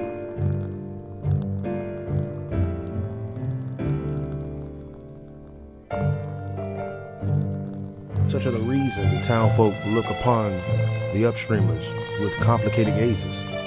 The little girl's mother was one of those who joined the journey midway, and the girl herself, some years from now, might fall in love with someone in a post town somewhere. She might choose to live in the town, or she could just as well invite her lover to join her on the road. She has no idea at this point what lies in store for her.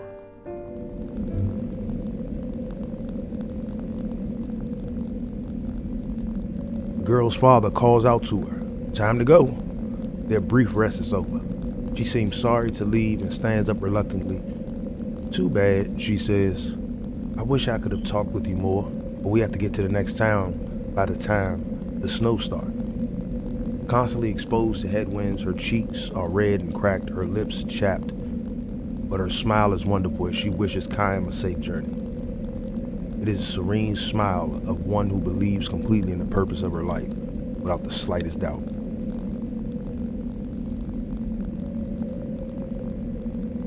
"Will I see you again somewhere?" she asks. "Probably." Kym answers, smiling back at her, but he can never match that smile of hers. He is now in the midst of a journey that will take him beyond the western end of the wild stream. He heads to the battlefield as a mercenary, and by the time the western battle is over, a new battle will have begun in the east. It will be a long, cruel journey, with nothing to believe in. When he meets the girl again along the way, Kym's smile will have taken on even more shadows than it has now. Perhaps as a parting gift of sorts, the girl sings a few short lines for him. This wind, where does it blow from? Where does it start? Its journey here. Does it come from where life begins, or does it begin where life ends? Goodbye then, says the girl.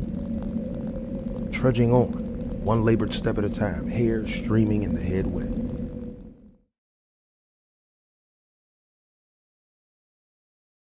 10 long years have flowed by when Chaim next meets the girl.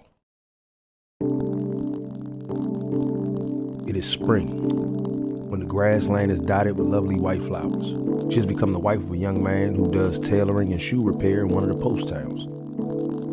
This is my third spring here, she says, patting her swollen belly fondly.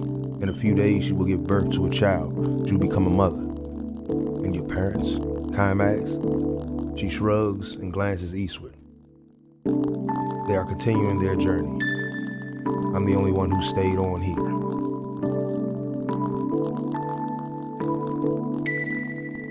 Chaim does not ask why she has done this. Continuing the journey is one way to live. Staying in town is another.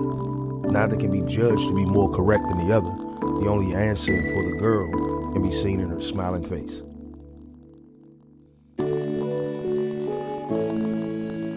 But never mind about me, she says, looking at him suspiciously. You haven't changed one little bit from the time we met so long ago. For the 1,000-year-old Chaim, 10 years is nothing but a change in season. Some lives are like that, he says, straining to smile. Some people in this world can never grow old, no matter how long they live. He looks at the girl, now grown into a woman, and wonders again. Living through endless ages of time, is it a blessing or a curse? Chaim's remark hardly counts as an explanation, but the girl nods with a look of apparent understanding. If that's the case, she says, you should be the one who goes to the place where the wind begins. You'd be the perfect upstreamer. She could be right. After all, the lifespan given to humans is far too short for anyone to travel against the flow of the wind stream as far as the starting point of the wind. Still, Chaim responds with a few slow shakes of his head. I'm not qualified to make this journey. No, anybody can be an upstreamer. Anybody, that is, who wants to see where the wind starts with his or her own eyes. Having said this, however, the girl adds with a touch of sadness. No one has actually seen it, though, I guess.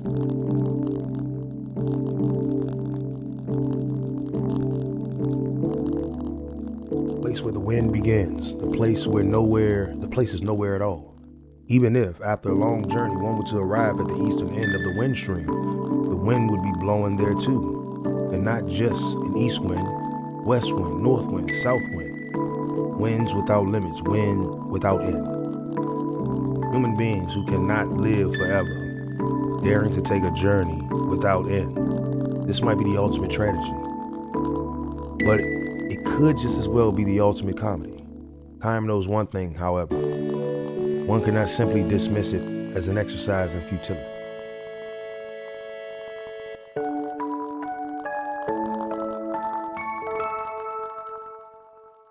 How about you? He asks the girl.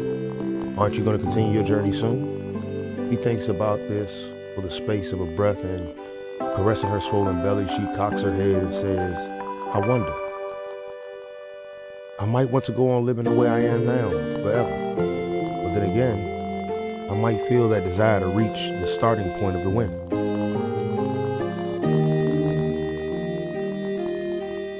All the upstreamers, without exception, say that you can never know what might trigger return to the journey. One day, without warning, you slough off the entire town life and start walking. It's not always a matter of running into an upstream and being lured back to the road. Many people set out on their own all of a sudden. The teachings of the upstreamers say that all human beings harbor a desire for endless travel. They probably are not aware of the desire because it is stashed away so far down in the breast that is deeper than memory. The instant something brings it to the surface, the person becomes an upstreamer.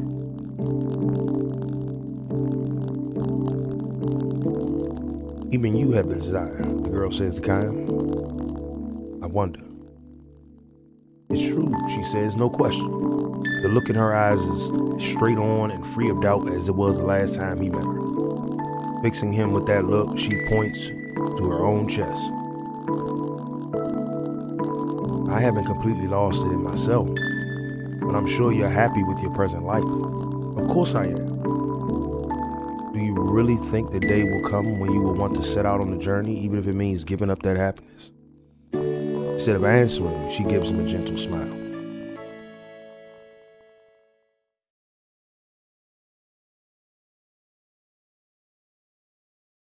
Many years flow by, but every now and then something reminds Kaim of the girl's words, that everyone harbors a desire for endless travel.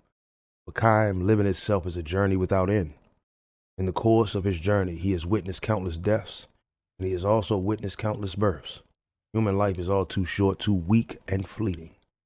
Yet the more he dwells upon his evanescence, the more he feels, inexplicably, that words such as eternal and perpetual apply more properly to life, night as it is, than to anything else.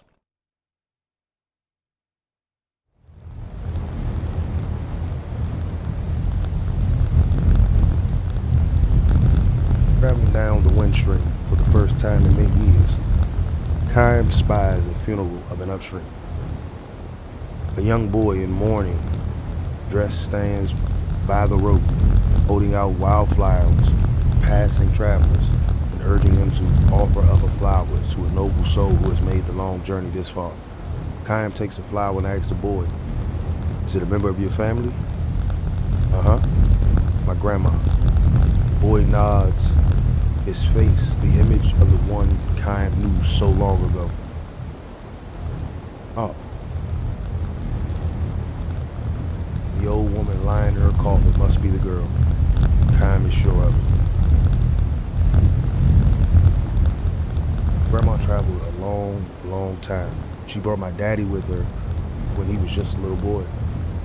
See that hill over there? She started walking from way, way beyond it. She got all the way here.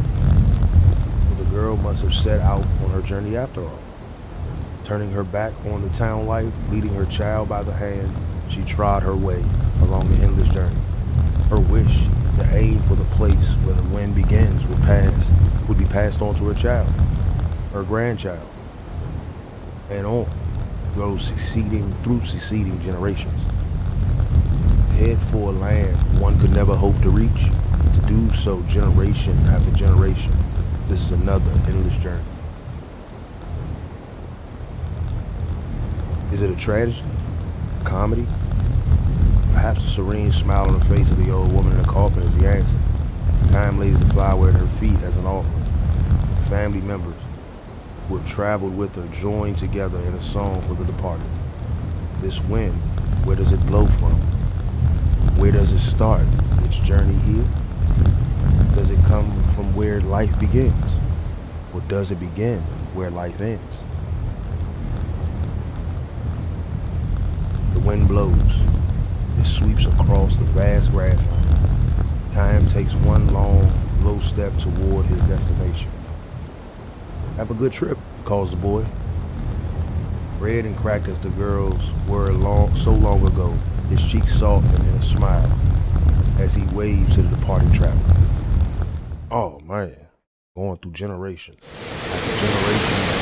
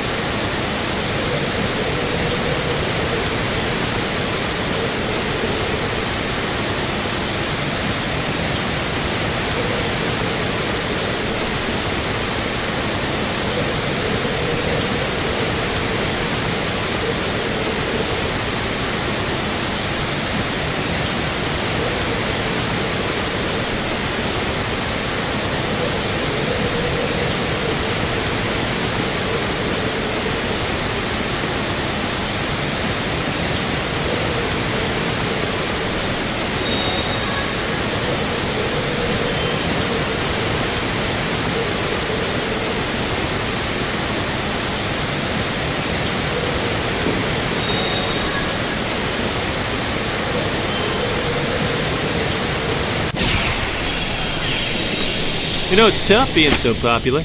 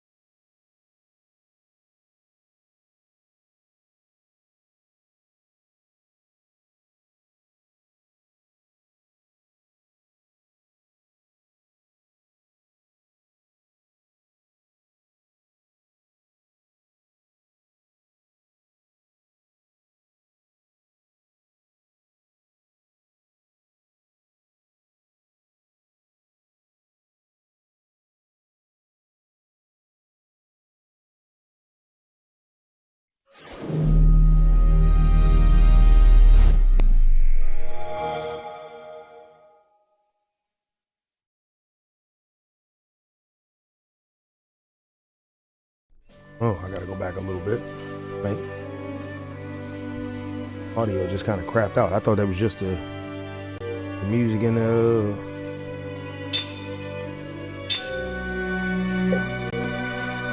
That's it. I didn't like that.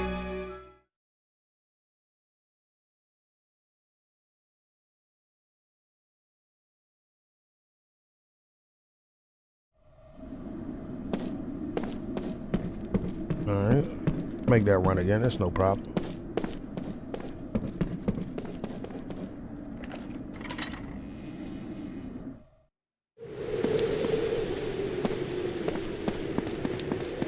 We'll cut that.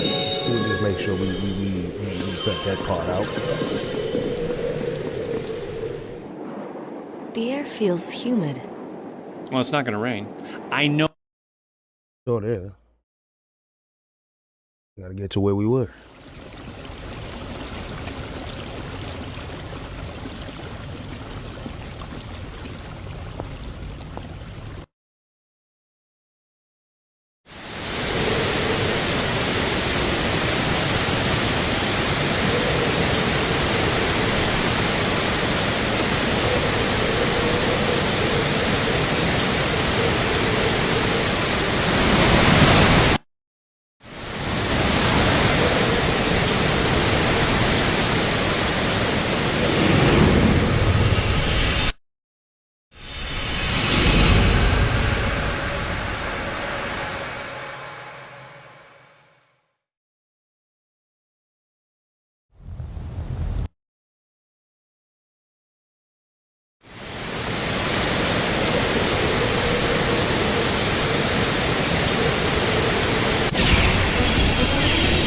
Let's take him down.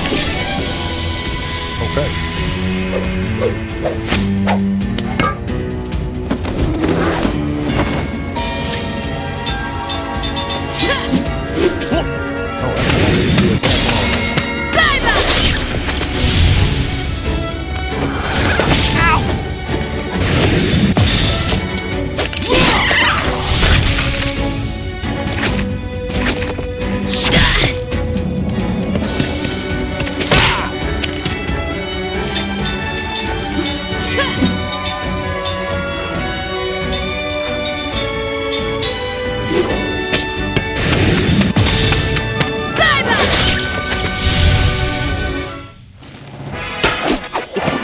Nature to lose.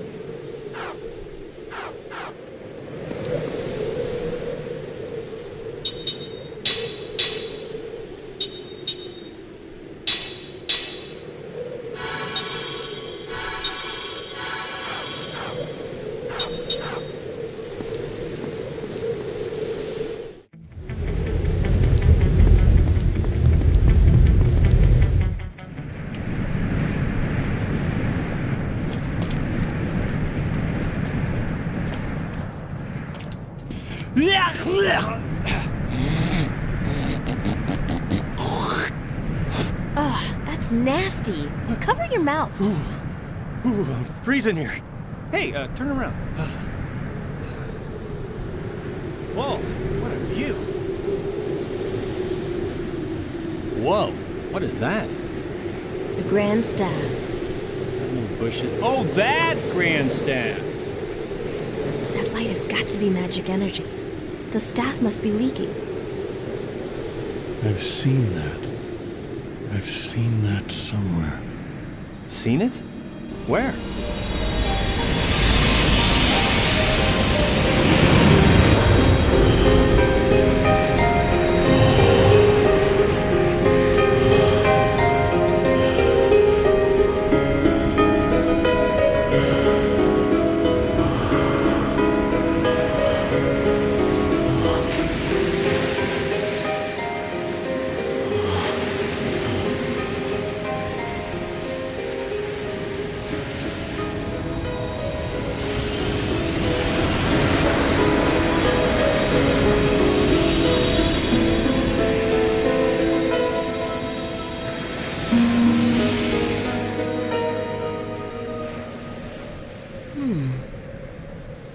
I don't remember. Ooh, deja vu. Or maybe your memory's coming back. No. Maybe what you've forgotten you're remembering. What? Well, excuse me for helping. You are such a pain. Okay, fine. Look at the view. I'm gonna go ahead and fix everything. You just talk amongst yourselves. You've really seen this before? What do you mean by that? Just what I said. Do you feel like you've seen this before? What's with you? Just trying to be a friend. Don't look at me like that again. But I thought you... Forget it. Hey. All right, come on, you two. I thought we were gonna rush. Whoa! What the heck is that?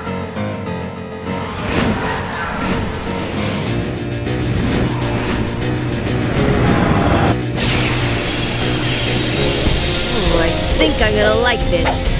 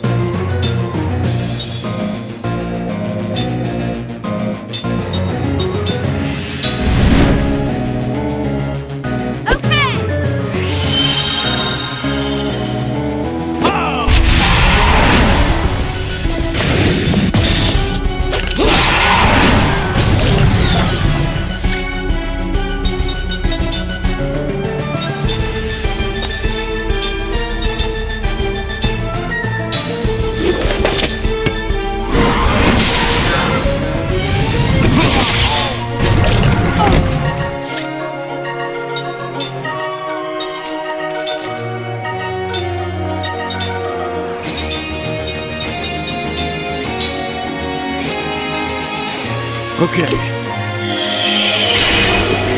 Whew! That was close!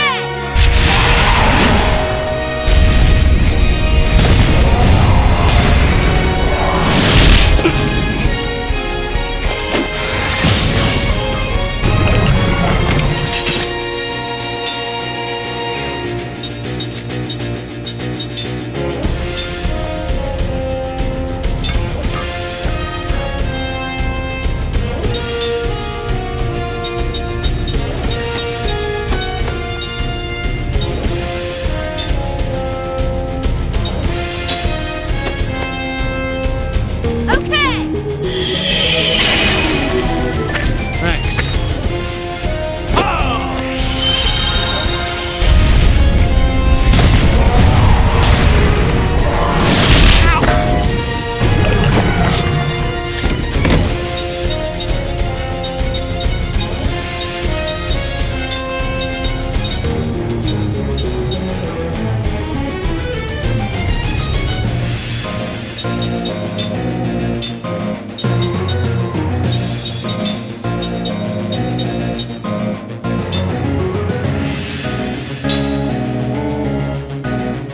Okay. Whew! That was close!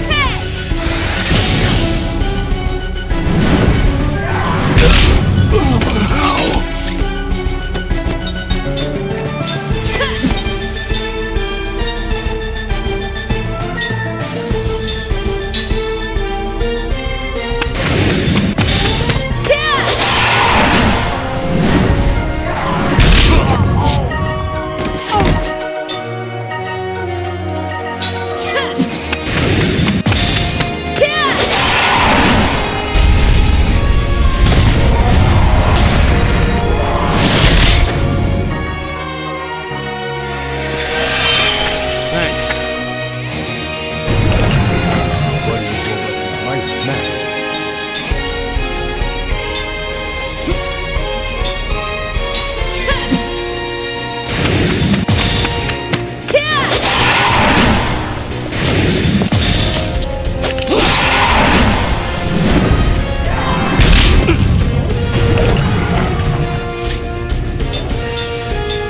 Swinging at this point. You about to kill him.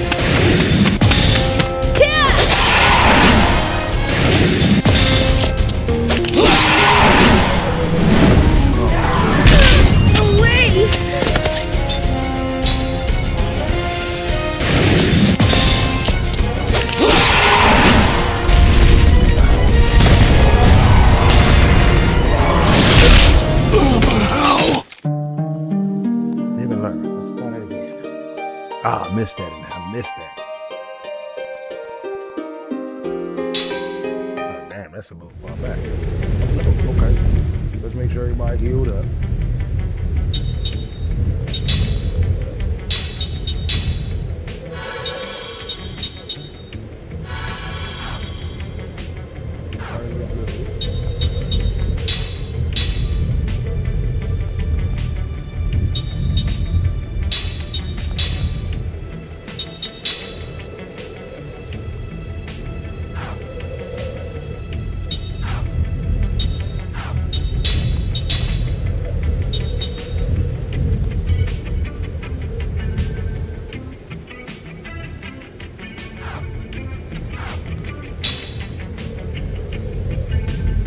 One second.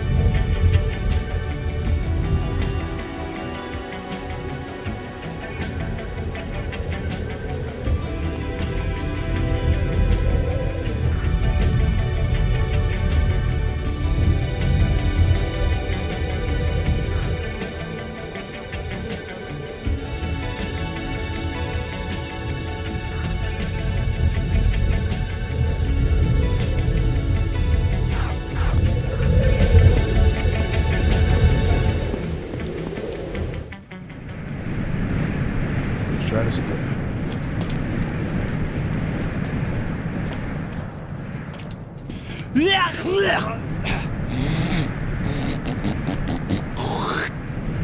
Ugh, that's nasty. Cover your mouth. Ooh, I'm freezing here.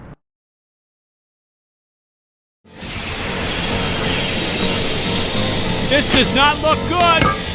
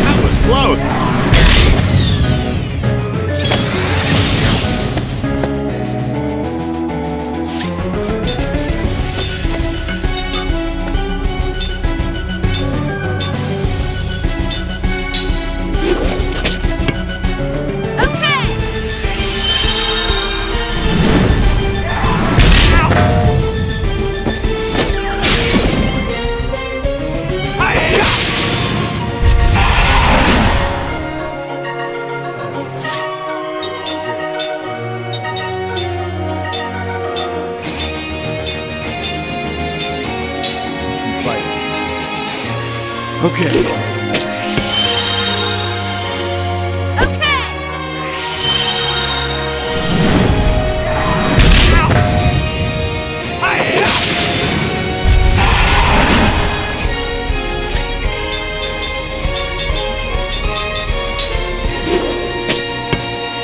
Okay.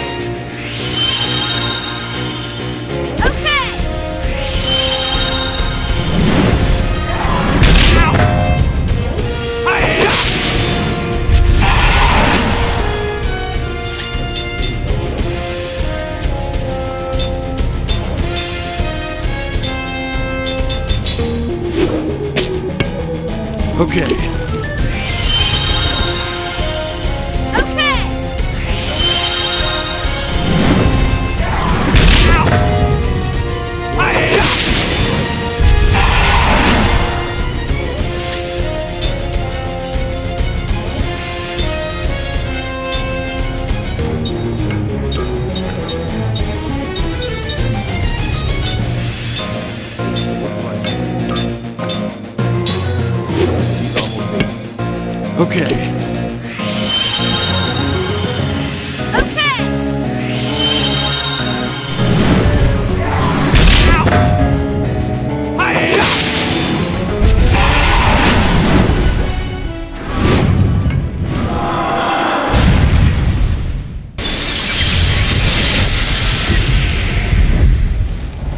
Well, have you fallen for me yet?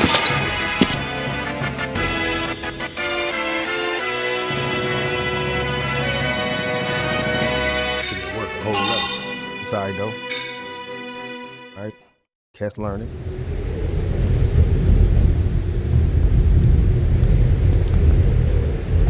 We did it! How can you be so comfortable? I almost got eaten alive.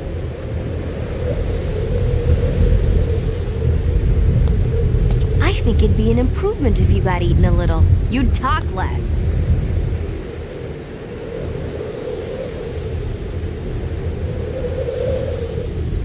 Hurry up. I thought we were in a hurry.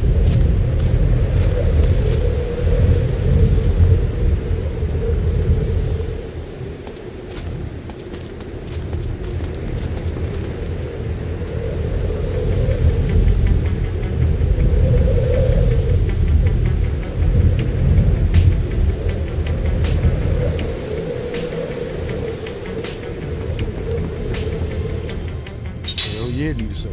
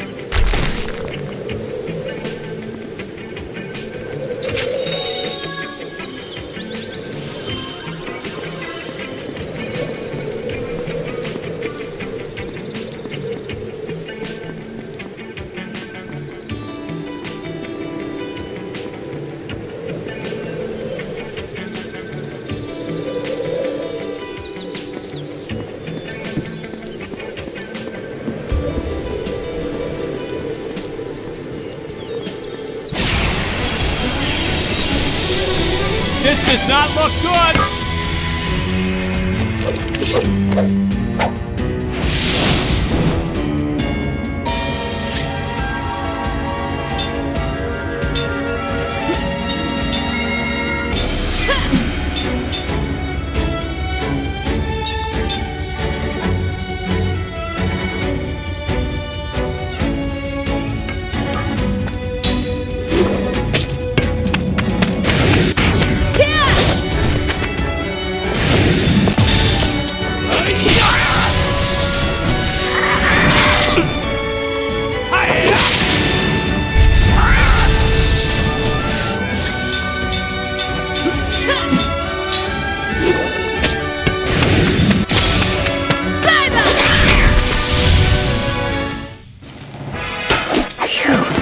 That was a close one.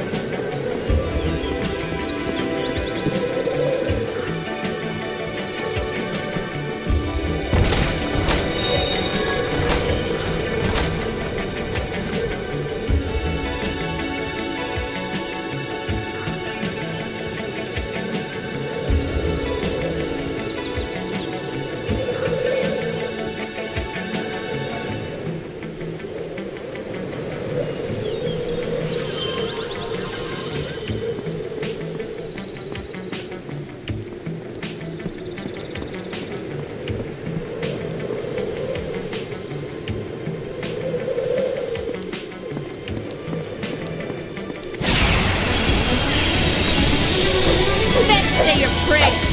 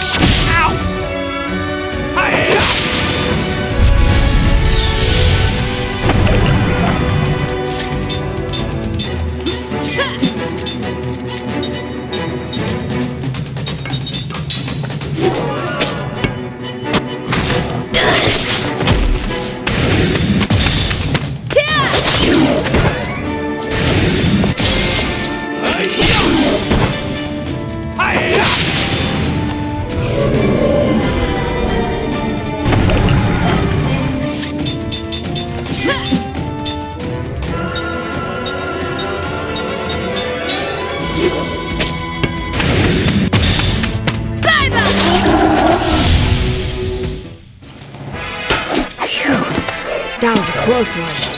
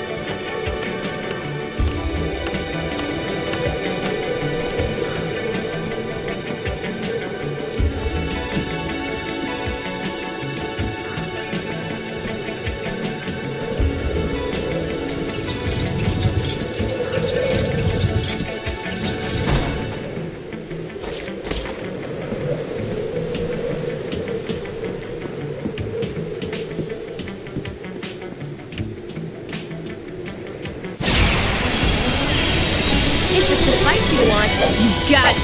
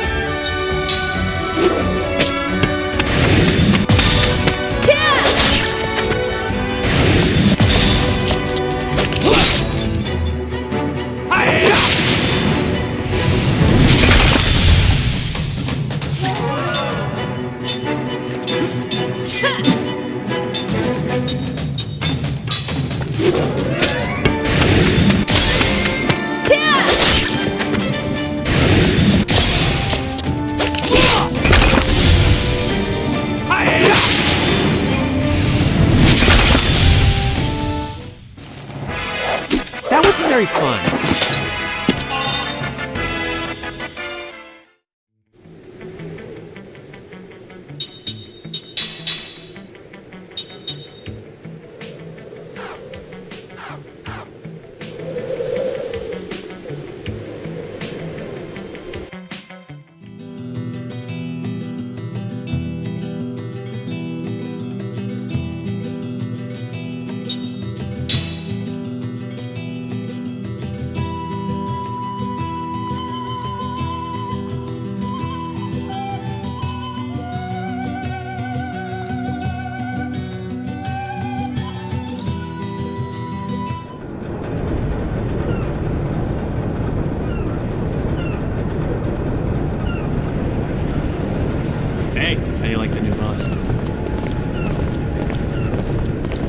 Who are you?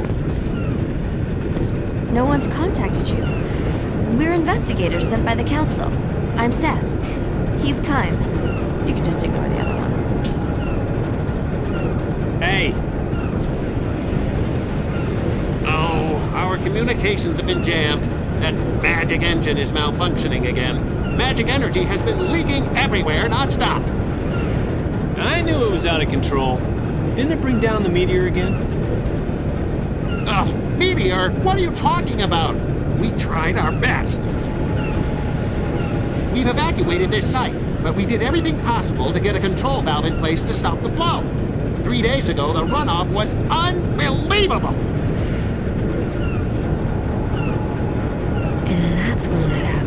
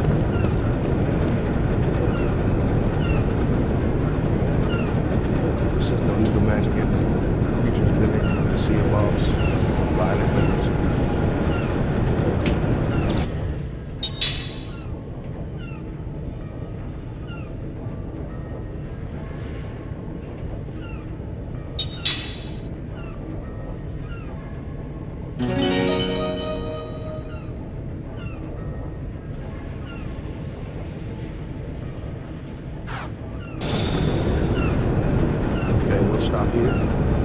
Try to keep it chill, try to keep it relaxed. Get a little bit of rest, pick it up again in the morning. But like I said, the goal is, be mixing it up, do a couple of different games here and there, a couple of different stories here and there. Just stay tuned. stay tuned. We'll have more coming. I mess with this game, so I really want to take it 3-4 hours at a time. Because there's a lot here. I think this game took me roughly around 50, 60 hours a beat. No, 70, 80 hours a beat. So I'm looking for another run like that. We'll have some fun. Stay tuned, stay safe, stay blessed. Peace.